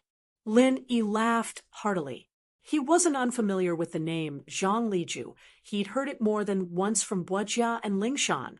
The tomb Lingshan was going to, wasn't it the holy Dr. Zhang's tomb? According to old Lin's deduction, Zhang Liju's medical notes hadn't been passed down to the world, which meant that it was most likely in his grave. In ancient times, people had the mindset that the teacher would starve to death if the student was taught. Even the kindest person would have this sort of concern, and so a lot of knowledge and culture was lost. So, if this Zhang Liju had the medical notes, then it was possible that it was in his tomb. You know this Zhang Liju too? Old Lin could sense something from Lin Yi's craziness. Yes, and not only that, I also know where his tomb is. Lin Yi didn't expect that things would suddenly take a turn for the better. It was a complete coincidence that he had lent a helping hand, but it had led to this opportunity. Oh, are you for real? Old Lin was in disbelief. Of course, it's actually a bit of a coincidence. It's like this. Lin Yi told old Lin about how he saved Buojia. I didn't think that you would have this kind of opportunity. Perhaps the heavens don't want Xiao Xiao to have such a tragic life. Old Lin sighed, but you need to be prepared. Let's not talk about whether or not there's medical notes in Zhang Liju's grave. Even if the medical notes really exist, you might not be able to find something as legendary as the fire spirit's fruit. Oh, what do you mean? Lin Yi frowned. Old Lin's words were like a bucket of cold water splashing down on him. Lin Yi calmed down instantly, and he wasn't as excited as before. Yet it was hard to say if the medical notes existed or not. What was there to be happy about? First of all, it's hard to say if the notes would mention where the fire spirit's fruit grows. Old Lin explained. Secondly, even if it did, how many years has it been since Zhang Liju died? Whether or not the fire spirit's fruit exists is another matter altogether. It's better than nothing. As long as there's hope, I'll work hard. No matter what, I'll try. Lin Yi said firmly. Too much hope comes with too much disappointment. You need to have a normal heart. Old Lin said, You're slowly losing your normal heart. Haven't you noticed? You're changing completely. You're becoming more sentimental. Is that so? Linny paused. Perhaps, but this is good too. I'm not saying it's not good. I'm just worried that you won't be able to get over it. Old Lynn said, I'm relying on you for my retirement. Don't die from depression. You'll die before me. Don't worry, I'll let you die first. Lin E smiled. Jean Liju went through a lot of trouble looking for this fruit back then. But according to the records, he had a natural sense of smell that allowed him to find a high-level herb in the vast wasteland. Old Lin said, Of course, I don't really believe it. Maybe he had something to rely on. That's right. Linny nodded. Of course, I don't really believe it. Maybe he had something to rely on. You're saying that he has a magical item that can find herbs? Like my jade pendant? Lin E reacted quickly. He understood what Old Lin meant right away. Perhaps so you really need to go to Jean Liju's grave and pay attention, Old Lin said. I understand. Lin E nodded, if not for anything else. He had to pay attention to this magical item in order to find the fire spirit's fruit for Xiao Xiao. After ending the call with Old Lin, Lin E took a deep breath and called Ling Shan. Lin E. Ling Shan was a bit surprised. Lin E usually wouldn't call her on his own. You're looking for me? Yeah, when are you planning on going? Lin E asked. Grave robbing? Ling Shan paused. You mean catching the grave robbers? Yes. Lin E nodded. This month, Ling Shan said. I've already disguised myself as a member of the couple, and I've been in contact with the other grave robbers. I'll go too. Linny said, I agree to your suggestion. Really? That's great. Ling Shan was overjoyed. If Lin E joined, then their chances would be even higher. She was already a golden class late phase peak, but the other grave robbers were full of hidden dragons as well. She wouldn't be able to handle them if they had masters.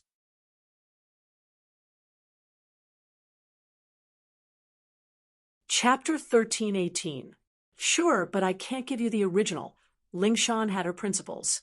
Ling Shan had her own principles. She might have a good relationship with Lin E, but she couldn't change her principles. I don't need the original. Lin E just wanted to look at his medical notebooks. Original, or not, wasn't of any use to him. After confirming this, Lin E didn't tell Xiao Xiao and the others. After all, there was no progress yet. Just like Old Lin said, the greater the hope, the greater the disappointment. It was better to wait until there was a result.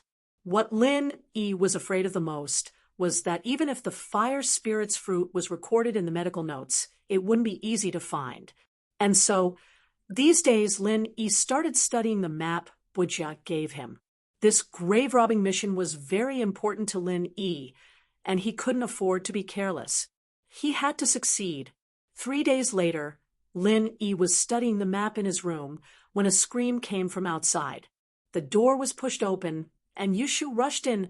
Shield bro, quick. Xiao Xiao fainted again. Go save her. Oh, Lin E was shocked. He quickly put down the map and ran upstairs with Yushu. Why did Xiao Xiao faint? I don't know. She said she was cold and wanted to take a hot shower. We didn't think much of it, but it's been an hour since Xiao Xiao went into the bathroom. We got worried and went to check, only to find her unconscious in the bathtub. Yushu said with a sigh. Lin E nodded. He had foreseen this situation a long time ago. Xiao Xiao's illness would act up in the next few days. Even if it didn't act up today, it would happen tomorrow or the day after. But his heart was still heavy at the moment. Right, Xiao Xiao isn't wearing any clothes. Shield bro, you can do something to her. Yushu said suddenly. Huh? Lin E smiled bitterly and didn't say anything. Shu looked like an idiot, but Lin E knew that she was joking after seeing his heavy expression. Lin E walked into the bathroom quickly and saw Xiao Xiao in the bathtub. Tang Yun and Meng Yao were worried as well, but they couldn't do anything. They didn't dare move Xiao Xiao. Lin E didn't say much and carried Xiao Xiao into the bedroom, putting her on the bed. He then bit his wrist and let the blood flow onto Xiao Xiao's body. you need to be prepared. This situation isn't looking good. Jiao Yazi's voice sounded in Lin Yi's ear. Oh, Jiao Lao, what's going on? Lin Yi's heart skipped a beat when he heard Jiao Yazi's voice. This situation is more serious than I thought. The cold energy has entered every corner of her body, and it's too strong. I can feel it, Jiao Yazi said. Lin Yi's heart sank. Then this time, give it a try, but don't force it. Don't die from blood loss before you can save her. Jiao Yazi sighed. Lin Yi nodded and let his blood flow onto Xiao Xiao's body. Time passed, but Xiao Xiao didn't look any better today. On the other hand, Lin Yi's face was getting paler and paler. There was a limit to the amount of blood in a human body. If a normal person lost more than 15% of their blood, they'd go into shock, and 30% would be life-threatening. But Lin Yi's body was stronger than a normal person's, and he was losing more than 50% of his body's blood. A normal person would have died a long time ago. You can't do this anymore. If you keep bleeding, you'll be in trouble. Even if the art of dragon mastery can heal you, it'll still be dangerous. You're losing too much blood, and I'm afraid you'll just die. Jiao Yazi warned. Lin Yi shook his head. He didn't stop. Xiao Xiao wasn't getting any better, so he couldn't stop. This was his last chance. If Lin Yi gave up, that meant that Xiao Xiao would never wake up again. And so Lin Yi channeled the art of dragon mastery, using it to quickly replenish his energy, allowing his body to continue producing blood, but the time needed to produce blood wasn't enough to keep up with the rapid blood loss. Even with the replenishment of energy, it didn't help. Even someone as strong as Lin Yi was starting to feel dizzy. Hold on, hold on, hold on. Lin Yi reminded himself that he had to hold on until the end. This was his last hope. If Xiao Xiao didn't wake up, then even if he found Zhang Liju's medical notes and the fire spirit's fruit, what use would it be? He couldn't give up, he couldn't. Tang Yun, Meng Yao, and Yushu watched as Lin Yi's face grew paler and paler. They were worried for him, but they couldn't say anything to disturb him. They could only pray for Lin Yi and Xiao Xiao. Do you still want to continue? Have you ever thought that you might die? Jiao Yazi was panicking. Lin Yi was basically committing suicide. Jiao Lao, don't try to talk me out of it. I know what I'm doing. Even if it's dangerous, I have to keep doing it. I have no other choice. Lin Yi said to Jiao Yazi in his mind. Jiao Lao, there's no way out for me. If I give up, then it'll be useless even if I get the fruit. Man, Jiao Yazi sighed and shut his mouth, not saying anything else. Lin Yi looked at Xiao Xiao's face getting blurry, and he couldn't hold on much longer. Was this all fate? He'd worked so hard for so long, fought for so long, and still couldn't escape this day? Lin Yi felt himself getting weaker and weaker, as if he was hallucinating. He thought he saw Xiao Xiao smile again and heard her sad voice. Remember when I said proudly, I've been to this world before. Don't tell me what eternity is. I'll be destroyed in the brightest moment. The next moment, Lin Yi didn't know what was going on anymore. He fainted on the ground. Even a practitioner couldn't handle this much blood loss, and Lin Yi was forced into the jade space.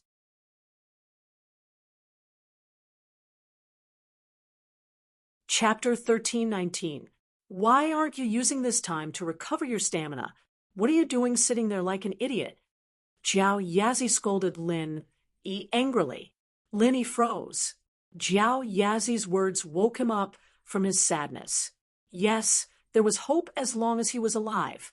He didn't know if Xiao Xiao was dead or alive, but that didn't mean there was no hope. After his body recovered, he could think of a way to save Xiao Xiao. As long as Xiao Xiao wasn't dead by the time he woke up, then there was still a chance. With that thought, Lin Yi said to Jiao Yazi seriously, Jiao Lao, thank you. That sentence of yours was like a wake-up call, calming me down. Don't worry, I'll try my best to recover. Okay, as long as you can think it through, Jiao Yazi nodded. Lin Yi closed his eyes and sat cross-legged, channeling the art of dragon-taking, making his body absorb the energy quickly. Time passed quickly as he cultivated. and Lin Yi, who was forced into the jade space, was in a state of unconsciousness. He couldn't sense what was going on outside, and had to wait until his body recovered to a certain extent before he could re-establish contact with the outside world. Feng Tianlong rushed to the villa after receiving Tang Yun's call. Although they were father and daughter, it wasn't good for Xiao Xiao to be naked. After all, Xiao Xiao was a grown-up now. Therefore, Tang Yun stopped Feng Tianlong at the door of the bedroom. "Uncle Feng, please wait a moment. Yao Yao and Shu are helping Xiao Xiao get dressed. She went to take a shower and fainted in the bathroom."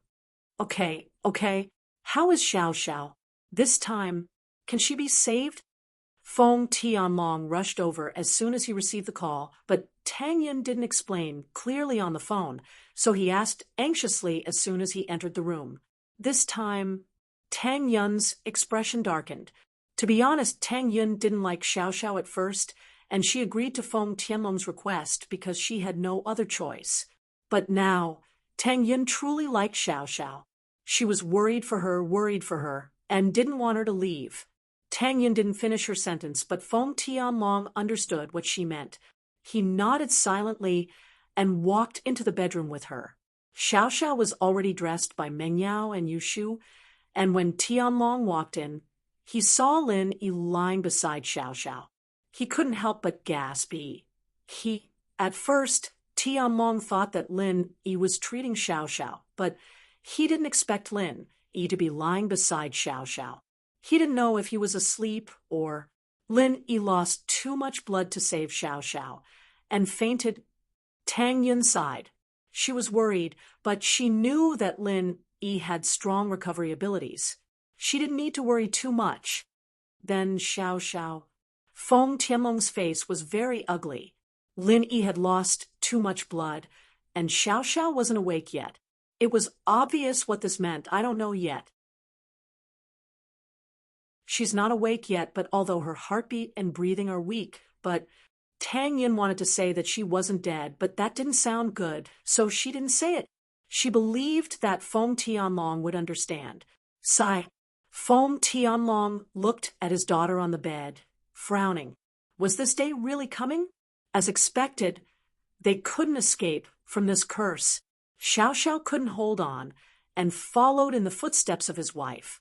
Looking at the pale-faced Lin Yi, Feng Tianlong was filled with guilt. He felt that he had wronged him. If it weren't for his request, Lin Yi wouldn't have anything to do with Xiao Xiao and wouldn't have gotten involved in this.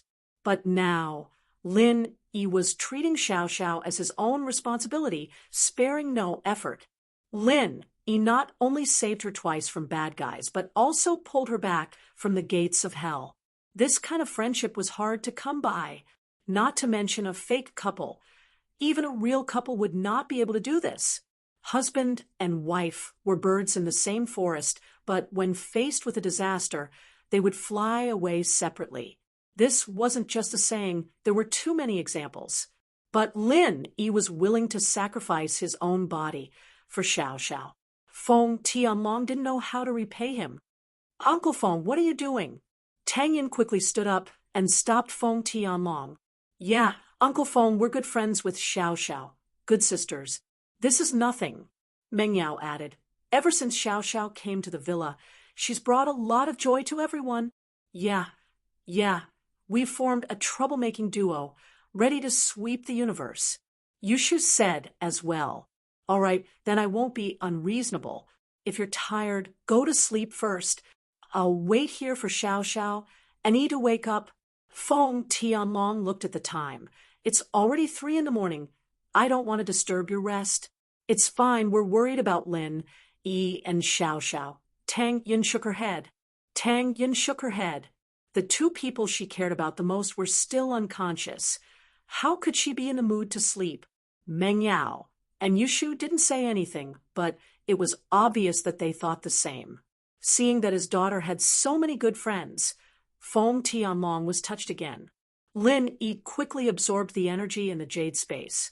In order to wake up sooner, Lin Yi compressed all the energy around him and absorbed it into his body. This way, he could absorb more pure qi in the same amount of time. But when the pure qi was released in his body, it gave Lin Yi immense pain.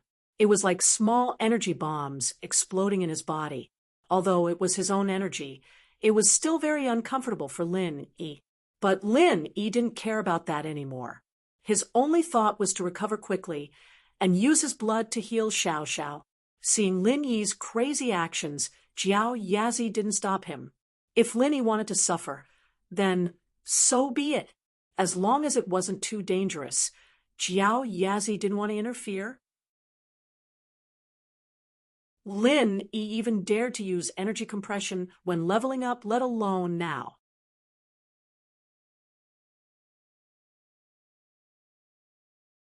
Chapter 13:20. Lin Yi saw Tianlong and the unconscious Xiao Xiao beside him. Jiao Lao, is there still hope? Lin Yi's body had recovered a lot, and he looked a lot better than before. It's hard to say. The severity of the situation has exceeded my expectations. The frost has basically invaded her meridians. And from a normal perspective, there's nothing we can do. Even if you manage to wake her up, it'll only be a day or two. Jiao Yazi said, can you find the fruit in a day or two? I don't think it's possible. Lin Yi took a deep breath. A day or two. Even if it's just a day or two, I have to try. I can't just watch her die. Do what you want. You won't give up until you see the end of the road. Xiao Xiao has already developed a resistance to your blood, which means that the Yin frost in her body has reached a certain level and your blood can't suppress it anymore. Jiao Yazi said, I know, no need to say more. Even a day or two is good enough. Lin Yi said, it's Xiao Xiao's birthday soon, and I don't want her to have any regrets. I haven't celebrated her birthday with her yet. Feeling that his body was almost healed, Lin Yi quickly left the jade space and came back to reality. Lin Yi had been using his senses to check on Xiao Xiao's condition, and it was good that there was still life, so Lin Yi could rest easy and recover. After waking up, Lin Yi didn't bother talking to Tianlong. He bit his wrist and let the blood flow onto Xiao Xiao's body. Tianlong was relieved to see Lin Yi wake up, but at the same time, he felt lucky. Xiao Xiao was in trouble. And if something happened to Lin Yi, how could he live with his conscience? Especially when Lin Yi was Lin Dongfang's disciple. If something happened to him, how would he answer to him? But the first thing Lin Yi did when he woke up was bite his wrist and continue healing Xiao Xiao. This made Tianlong's heart ache. He didn't know what to say. Lin Yi really cared about Xiao Xiao. Lil Yi, don't force yourself. Life and death are decreed by fate. You've already tried your best. Xiao Xiao is already like this. You can't harm your own body like this. Tianlong knew how important blood was to the human body.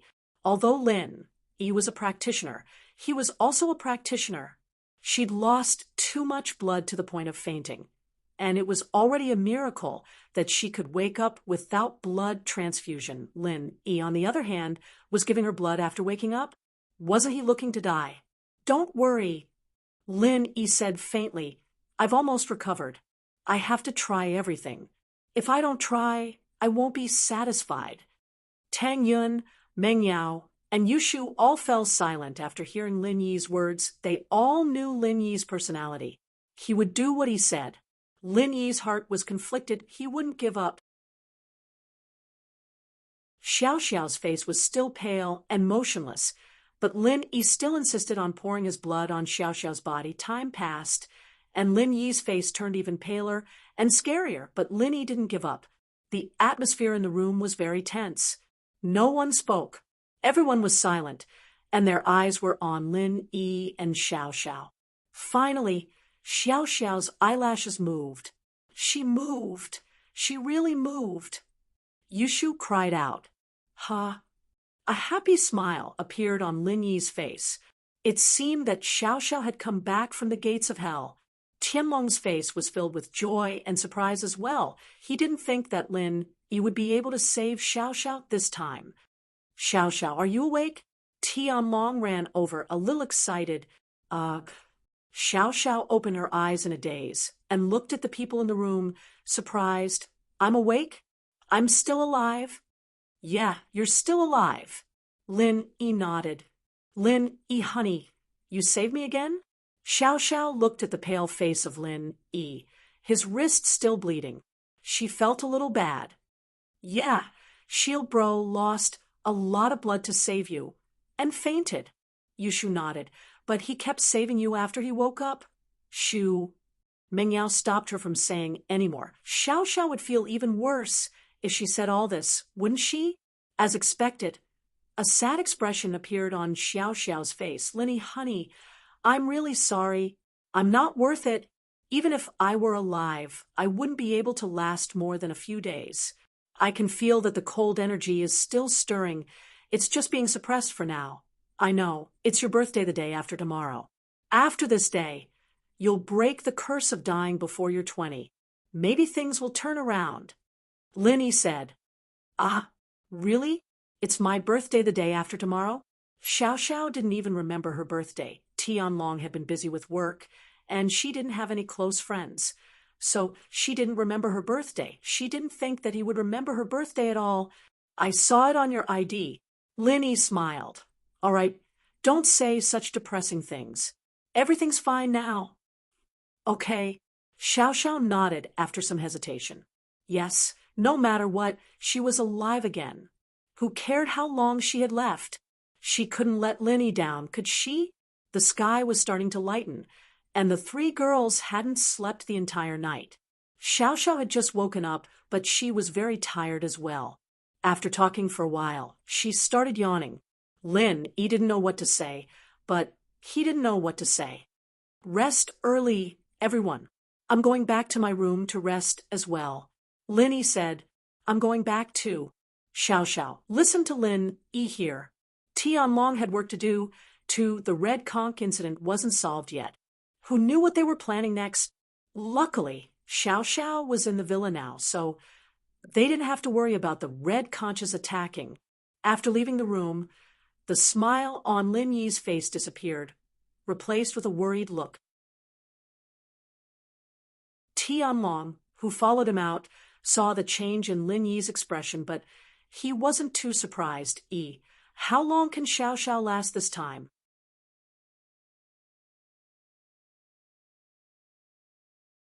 Chapter 13:21.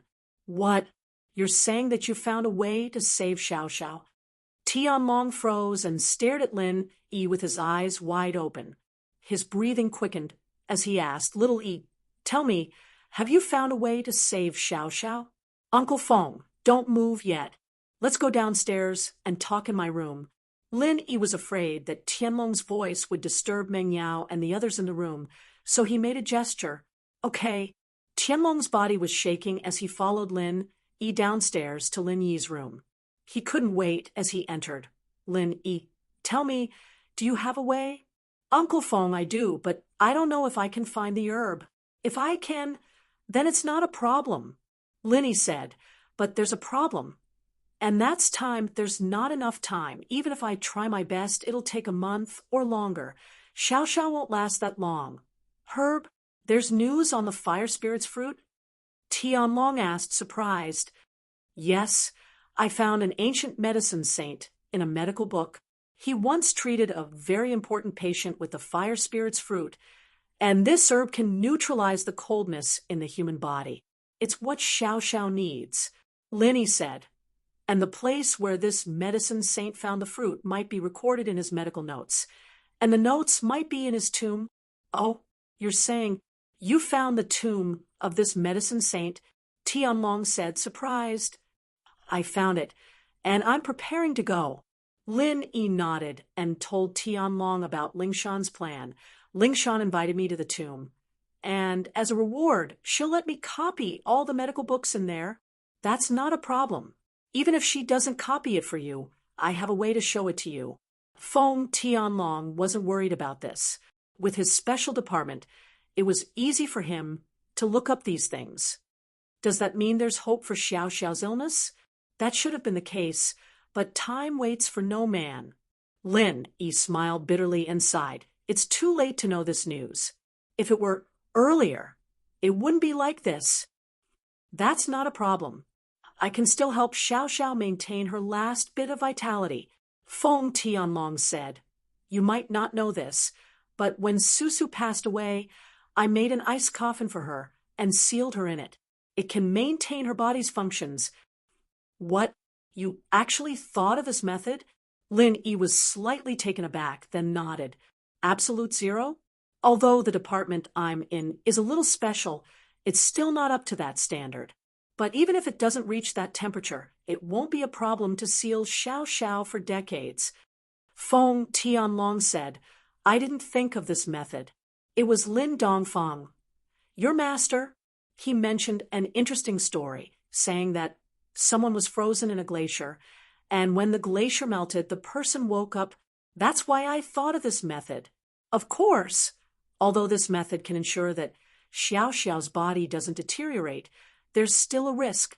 Let's not talk about whether that joke was real or not. Even if it was real, there's a lot of coincidence involved, so if she freezes to death and can't recover, that's fine. Lin Yi, on the other hand, had a happy smile on his face. As long as Xiao Xiao's body didn't change, Lin Yi had his omnipotent energy, and he should be able to revive her. Everything was ready, and all that was left was the fire spirit's fruit. Seeing the smile on Lin Yi's face, Feng Tianlong didn't say much.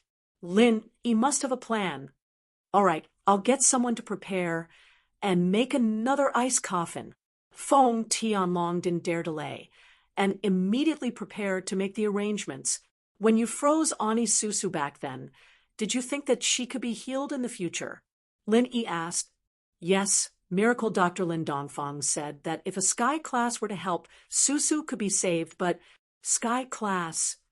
Feng Tianlong smiled bitterly. I've already begged. But no Sky class would risk losing a level to save a normal person. You've seen a Sky class before? Lin Yi looked at Feng Tianlong, shocked. He didn't think that he'd come into contact with a Sky class. It's fine. I'm just a normal person now. Let's not talk about that.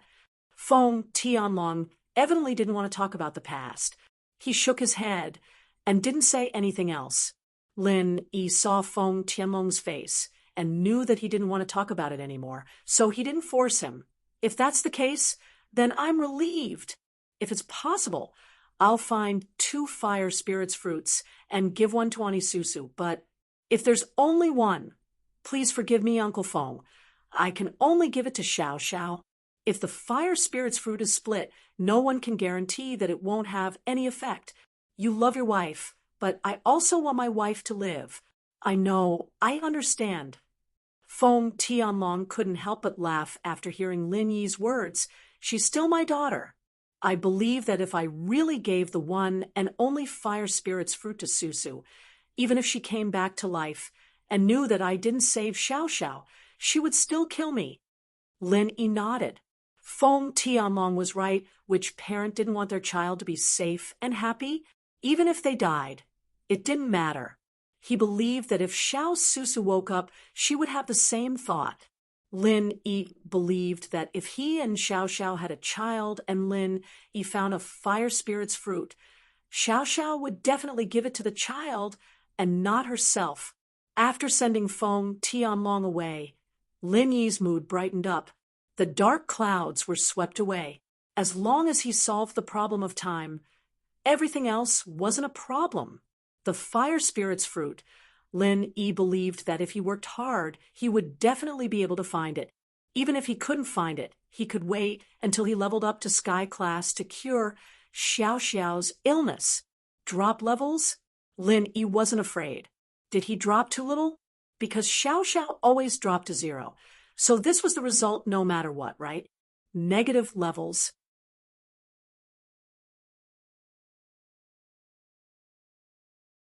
Chapter 1322.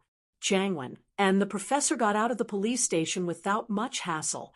They were victims, after all, and Lingshan only investigated how they got caught and tricked before letting them go. The problem now was that Scorpion had confessed, but they couldn't get the money back. This made Lingshan a little depressed. According to Scorpion, He was from the international criminal organization Red Conches. His purpose here was to get money for Red Conches, and the other was to work as an information center. Red Conch had been stirring up a storm in Songshan recently, so Lingshan didn't doubt Scorpion's words. Red Conch couldn't even catch the people from the occult investigation department, let alone Lingshan. This wasn't something she cared about. And so the underground arena case had to end here. After this case was over, Lingshan would have to focus on the grave robbing case. This was a battle of wits and courage against criminals, and Lingshan had to give it her all. After the underground arena case was over, Xie Yufeng continued to visit her every day. Lingshan was annoyed, but there was nothing she could do about it. Sometimes, she really wanted Lin Yi to break his legs so he wouldn't bother her anymore. Lingshan, you're finally done with the case, right? I saw the papers. It was a complete victory. Congratulations, you've done a meritorious deed again. Yufeng had been paying attention to Lingshan. She said that she was busy with the case, and Yufeng knew that it was an excuse, but she really was busy. After the case was over, Yufeng planned to ask her out for a meal again. He'd like to see if she had any reason to reject him this time. That's because of everyone's hard work. Lingshan said faintly, "Do you have something to say? I've booked a table at Starlight Hotel tonight. I'm planning to hold a celebratory feast for you. How about it? Are you free tonight?" Yufeng smiled. "Sorry, not tonight. There's another case." Lingshan waved the file in her hand. "I have to work overtime tonight. Maybe next time." Yufeng was very troubled, and his face didn't look too good after hearing Lingshan's words. But Lingshan's reason was reasonable, and he couldn't say anything about it. He gritted his teeth. "All right, I'll be going then." Lingshan frowned as she watched Yufeng leave. This guy had been chasing after her for a long time, and he'd always been a problem. She could brush him off now, but what would happen in the long run? There would come a day when Xie Yufeng would get impatient. And when would he get impatient? What would happen? At that time, House Song and House Yu might just fall out. What would happen to House Song's future then? Lingshan wasn't in a good mood at the thought. If it weren't for this marriage, with Lingshan's current potential, it would have been normal for her to have a seat in the Noble House meeting. And so Lingshan was very happy. But now, with the marriage with House Yu, things were different. On the surface, it looked like House Yu support would make House Song stronger. But the problem was that Lingshan didn't like Yufeng. If she didn't have anyone she liked, then it'd be fine. For the sake of House Song, Lingshan wouldn't mind. But now that she had someone she liked with her personality, she'd rather die than be with Yufeng. But this meant that there would be conflict. It was easy to get engaged, but hard to break off. This wasn't just about Yufeng lusting after her. It was about the face of the house. Of course, if House Yu broke off the engagement first, then House Song would have no choice but to accept it. After all, House Yu was strong, and in the noble house rankings, whoever was stronger had the right. The situation was reversed, and House Song was the weaker if they broke off the engagement. House Yu might get angry and do something outrageous. There was a knock on the door, and Lingshan sighed. "Come in." It was Yu Qian. He was invited by Lingshan to discuss the grave robbing. "Lingshan, what's wrong? Why do you look so sad?" Yu Qian might have given up on pursuing Lingshan, but he still cared about her. Her every movement and smile were all under Yu Qian's observation. Naturally, he had to ask when he saw the worried look on Lingshan's face. "Yu Qian bro, you're here?" Lingshan forced a smile. "Isn't it House Yu's phone?" He came again just now and said that he had booked a table at the Starlight Hotel. "He wants me to go tonight and have a celebratory feast for me. He's here again." Yu Qian frowned. "Can he tell that you don't like him?" "He can tell, but so what?" Lingshan shook her head. "Didn't you see that too? You still don't give up?" I'm different. At least I'm not as persistent as him."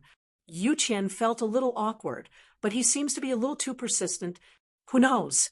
I don't know how to reject him either." Lingshan said, "The Noble House meeting is coming up, and I don't want House Song and House Yu to turn against each other. It doesn't benefit House Song at all. But how about this? I talk to you phone. We're both men. It's easier to talk. If we ask him to give up and back off, it won't affect House Song and House you. Yu Qian sighed. Let your phone cancel the engagement.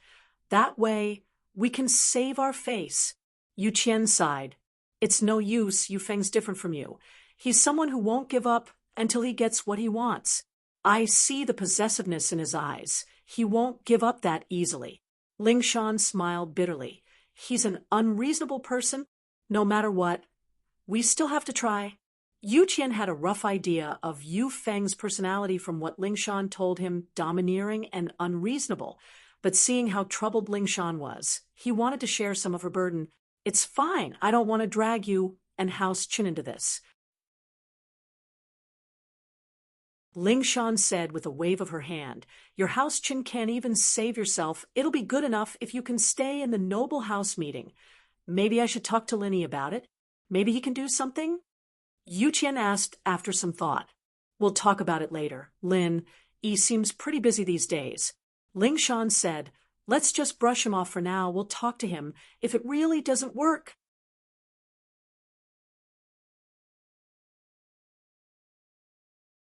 Chapter 13:23. All right, we'll talk about it later then. Yu Qian nodded. This was Ling Shan's private matter, after all, and he couldn't say too much about it. He was just giving a suggestion from a friend's perspective. Yu Qian bro, I called you here to discuss the operation in a couple of days. I actually have some good news for you.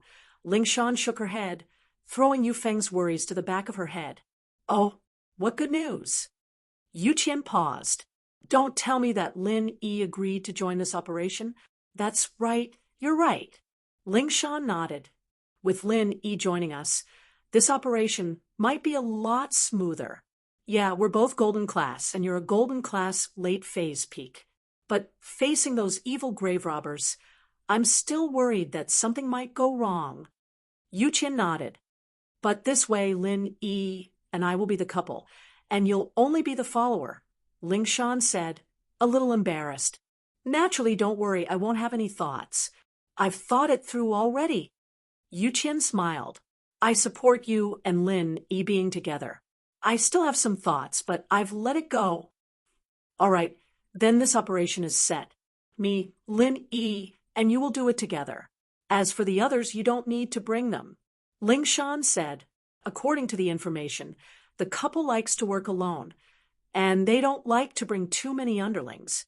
Sometimes they only bring one follower.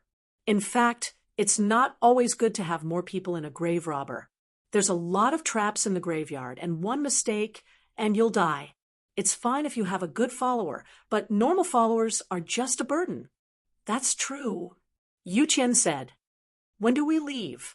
I've already contacted the other grave robbers. You better follow up on Bojia's side. I can't do much. He said he told us everything he knows, but I feel like he's hiding something. Ling Shan shrugged, a little regretful. This guy's really tight-lipped. Other than the things he told us, no matter what I did, he never spilled anything. However, his words were too rigorous and his thoughts were too clear. Even if a normal person were to tell the truth, there would still be some mistakes or omissions when saying the same truth so many times. However, he didn't. It was as if he had prepared a draft. This person's mind is too meticulous, but he's an expert in learning, so it's normal for his IQ to be higher than ordinary criminals, Chen Yuqian said, but you don't have to worry about it too much. I think he probably told Lin Yi what he didn't say. It's probably about the medical books in Zhang Liju's tomb. It doesn't have much to do with us. That's possible. Ling Gui remembered that Bojia said he was going to give Lin Yi something. To Lin Yi, the only things that counted as benefits were money and medical books. Bojia didn't know Lin Yi, but he knew that Lin Yi was a skilled doctor. He couldn't give Lin Yi more than these two things. After that, Ling Shan and Yu Qian started to discuss the details of the mission, but most of it was just on paper. They didn't know what it was like inside the tomb, how dangerous it was, and what they were doing now was just to make sure they didn't have to worry about anything when it happened. Today was Xiao Xiao's birthday, and Meng Yao went to the supermarket with Shu early in the morning. They bought a lot of fresh fruits, preparing to make a fruit cake. Tang Yun was kneading the dough and making the cake base while Lin Yi told Xiaobo to buy butter. The miss had all the cooking utensils in the house, and Lin Yi was preparing to make a cake for Xiao Xiao. This wasn't hard for Lin Yi. There weren't any cake shops in Star West Village, and Lin Yi and old Lin's birthdays were always made by Lin Yi himself. Lin Yi was by Xiao Xiao's side, looking at the thick jacket she was wearing, looking so down. He couldn't help but sigh. Xiao Xiao, don't worry too much. Didn't I tell you already? Uncle Feng will prepare an ice coffin for you and seal you up like your mother. I'll find the fruit for sure. Yeah, I believe you. I'm not worried. I'm just cold. Xiao Xiao said weakly. Actually, I'm really happy today, Lin Yi nodded. Xiao Xiao had been like this ever since she woke up 2 days ago. It was probably because she was supposed to be dead, but Lin Yi forcefully extended her life for 2 more days. Naturally, she didn't have much energy left.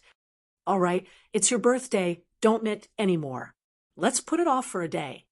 Lin Yi said as he saw Xiao Xiao pick up the needle and start knitting again. Let me knit. I'm afraid I won't make it in time.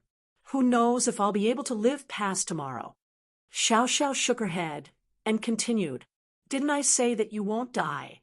Lin Yi said, you can knit it when you come back to life. That won't do. I want to give it to you now. Xiao Xiao said, who knows how long it'll be before I can come back to life. Lin Yi didn't stop Xiao Xiao from saying that. He got up and went to the kitchen to help Tang Yun with the cake. The doorbell rang, and Tang Yun went to open the door. It was Su Shirhan. Lin Yi had called her earlier, inviting her to Xiao Xiao's birthday banquet. She'd booked a ticket to leave today, but for Xiao Xiao, she changed it to tomorrow. Han, you're here? Tang Yun was surprised, not expecting Su Shirhan to actually come. Yeah, where's Xiao Xiao? I brought her a present, Su Jinghan said, as she took out a gift bag. In the living room, Han, you play with Xiao Xiao for a while. I'm making a cake with Lin Yi. I can't stay with you guys for now. Tang Yun showed Su Shirhan her hand that was covered in flour. All right, go on then. Right, do you need my help? Su Shirhan asked. No need, just accompany Xiao Xiao. Tang Yun shook her head. Han, you're here. Xiao Xiao greeted Su Shirhan weakly. Xiao Xiao, what's wrong? Why are you so weak? Why are you wearing a jacket at home? Su Shirhan's eyes went wide when she saw Xiao Xiao. It's nothing. Ha, maybe I'm dying? Xiao Xiao smiled.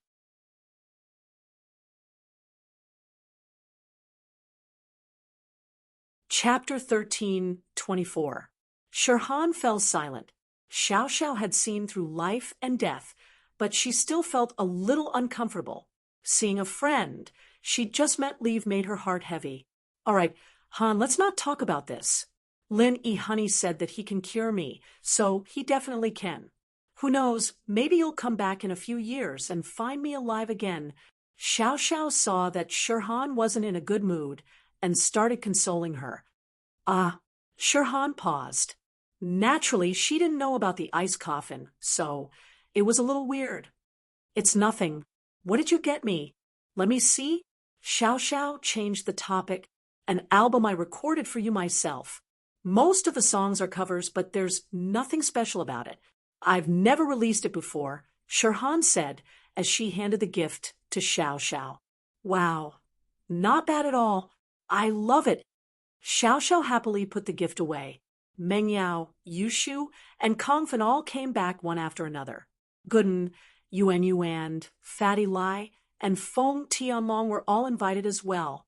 After the cake was done, everyone sat around the dining table and started singing the birthday song.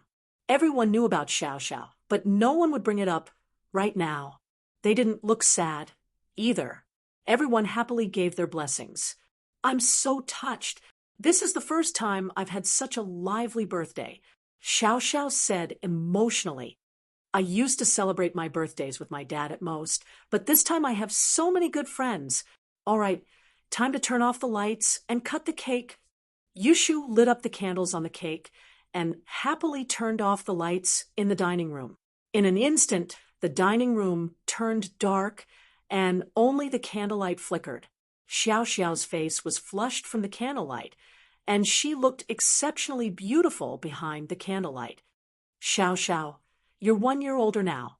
Do you have any wishes? Tianlong smiled at his daughter. Hearing that Lin Yi had a solution, Foam Tianlong let out a sigh of relief. Not only was there hope for Xiao Xiao, but there was also hope for his wife to wake up. This made his 20 years of gloomy mood finally see some light. Yeah, I can't tell you. Xiao Xiao blushed, but under the candlelight no one could see her blushing. Then, let's all stop talking and let Xiao Xiao make a wish. Shirhan suggested. All right. Xiao Xiao, hurry up and make a wish. Tell me secretly after you're done. Yushu said. Ha! Xiao Xiao nodded and clasped her hands together, closing her eyes as she silently made a wish. Xiao Xiao looked like she'd seen through life and death and didn't fear death anymore, but in truth, she didn't want to die. Especially with a boyfriend like Lin Yi and friends like Meng Yao, Yushu, Tang Yun, and Shirhan, she didn't want to die. And so, she made a wish, hoping that Lin Yi would be able to cure her, so that she could be with them forever. Xiao Xiao sincerely made her wish, and the beautiful images of the future appeared in her mind. She'd have children with Lin Yi, Tang Yun, Meng Yao, Xiao Xiao, and Shirhan. It was simply too beautiful, and she couldn't help but feel a little dizzy. No one spoke in the dining room. Everyone was waiting for Xiao Xiao to make her wish, but after a while, Xiao Xiao didn't look up. Lin Yi felt that something was wrong. Xiao Xiao. Lin Yi called. Xiao Xiao didn't reply.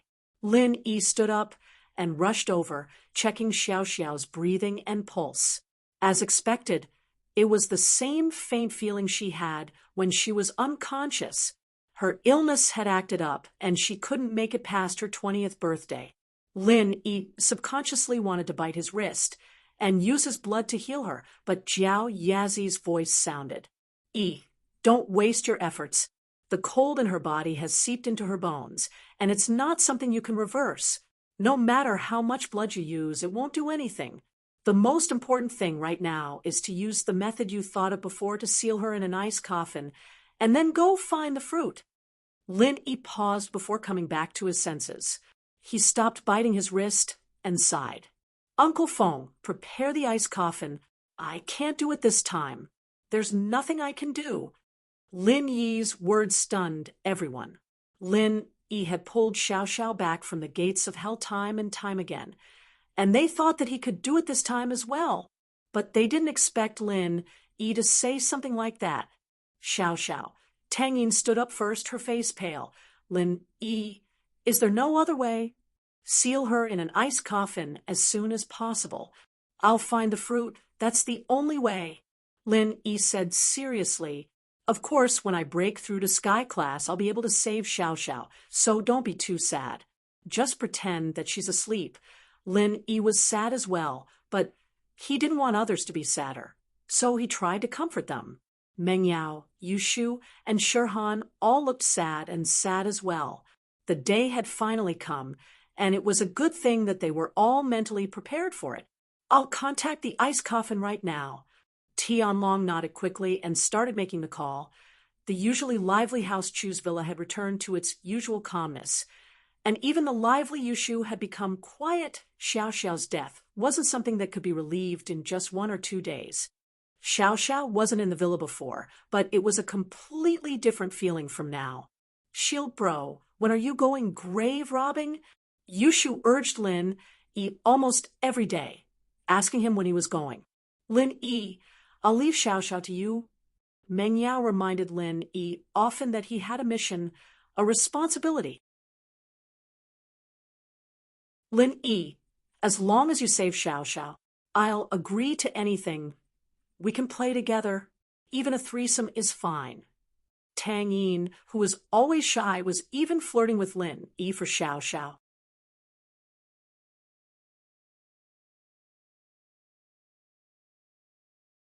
Chapter 1325. And so, Lin Yi spent these days researching the mechanisms of the tomb, and the blueprints and instructions Lu Buojia gave him were read over, and over by Lin Yi. But even with the blueprints, Lin Yi didn't slack off. It wasn't that Lin Yi didn't trust Lu Buojia, but the information wasn't complete. Lu Buojia's information only talked about the mechanisms on the outskirts of the tomb, but didn't talk about the facilities inside. After all, Lu Buojia himself only observed from the outside and didn't go in, so no one knew what the situation inside was like. Every afternoon, it was still Lin Yi, the Miss Shu, and Yin Yun eating together, but something seemed to be missing. No one seemed to want to talk, and the only thing they talked about was urging Lin Yi to go rob the tomb and find a way to save Xiao Xiao. Without Xie Yufeng, the school became peaceful again, and Pin Liang tolerated it for the time being. He didn't have any conflicts with Lin Yi and the others. The days went on, and in the blink of an eye, it was the day of the tomb robber. Lin Yi said goodbye to the Miss Shu and Yin Yun, but they didn't seem reluctant at all. Instead, they sighed happily. We're finally leaving. Lin Yi didn't know what to say. He smiled bitterly. Wait for my good news. But you have to be careful. Tang Yun said seriously to us, Xiao Xiao is important, but you're important as well. Don't force yourself and do what you can. As long as there's life, there's hope. If something happens to you, not only us, but even Xiao Xiao will lose hope. Yeah, Lin Yi, you have to be careful. Meng Yao nodded. I understand, don't worry. Lin Yi nodded and said with a smile. Before leaving, Lin Yi called Gooden into the villa. Even though Song Shan's enemies hadn't come knocking on their door, Lin Yi was still worried about the girl's safety. It was better to be safe than sorry, even with Faubert around. Faubert was only a peak late-phase golden class, and while he could deal with normal opponents, he wouldn't be able to handle the stronger ones. Gooden, I'll leave Yao Yao, Shu, and Yin Yun's safety to you when I'm not here. Lin Yi said, Don't worry, boss. Leave this to me. Gooden patted his chest. I'll make sure to protect them when you're not here, but your body is special. You have to remember what I said. Lin Yi said seriously, if a master comes looking for trouble, and you don't have the confidence, just kill him straight away. Don't hold back. You're strong, but if a mystic's punch hits you, you'll die for sure. And if the opponent isn't very strong, then cripple his resistance first, then ask the mastermind behind the scenes. I'll remember. Gooden remembered Lin Yi's words. He looked honest, but he wasn't stupid. He knew that Lin Yi was telling the truth. That night, Gooden moved into the Chu Villa, Lin Yi's room. As for Yuan, they had to leave for now. Gooden and Yuan didn't want to leave, but as far as he was concerned, the mission his boss gave him was the most important. Lin Yi, on the other hand, went to the police station to meet up with Lingshan and Yuqian. There were some things that needed to be done in unison. The other grave robbers weren't just for show. After all, if their disguise was exposed, then it'd be over. Yuqian bro, Lingshan, you guys should have come up with a detailed plan for the grave robbing, right? Just show it to me. Lin Yi didn't beat around the bush, getting straight to the point. Lin Yi didn't need to be courteous with Yuqian, and Lin Yi, especially with Lingshan and Lin Yi. It's done. It's here. Yuqian nodded and handed the plan to Lin Yi. Lin Yi didn't say much as he sat on the sofa and started flipping through the book. He'd only skimmed through the tomb raiding plans. It was all theoretical stuff with no practical use at all. He'd only read the introduction to the couple in detail, including their habits, style, etc., etc., etc., etc., etc., etc. The couple rarely interacts with others.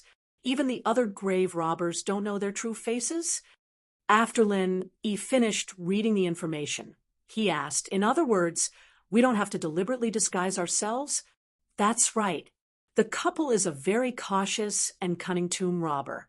If it weren't for the coincidence that I found them at the border, I wouldn't have been able to kill them. Chen Yuqian nodded.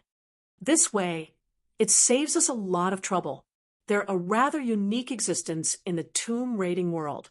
Their skills are high and they're cunning. Their peers love and hate each other as well. Sometimes they're greedy and want a piece of every tomb, but other times they can't do without them. They're very experienced. Linny nodded. Right now, it's me and Lingshan acting as the couple. You're our foundation, right? That's right. Yuqian nodded. You're the strongest among the three of us. And the male is also the strongest among the couple. What's your strength now? Or early phase golden class? Linny looked at Yuqian and asked, Yes, I'm sorry, but I'm still early phase golden class. Yuqian said, a little embarrassed. He hadn't been able to raise his strength because of his talent. Then I'll raise you to peak late phase golden class tonight. You'll be able to protect yourself like Lingshan, Yi said faintly. Yuqian froze. Peak late phase golden class? Did he hear wrongly? Yi was going to raise his strength? And looking at Yi's tone, it seemed like he was talking about something very normal. You should know how Lingshan raised her strength. Stop wasting time and start now. Yi looked at Yuqian's shocked face and smiled impatiently. You're tuning into the Mystic Fist YouTube channel.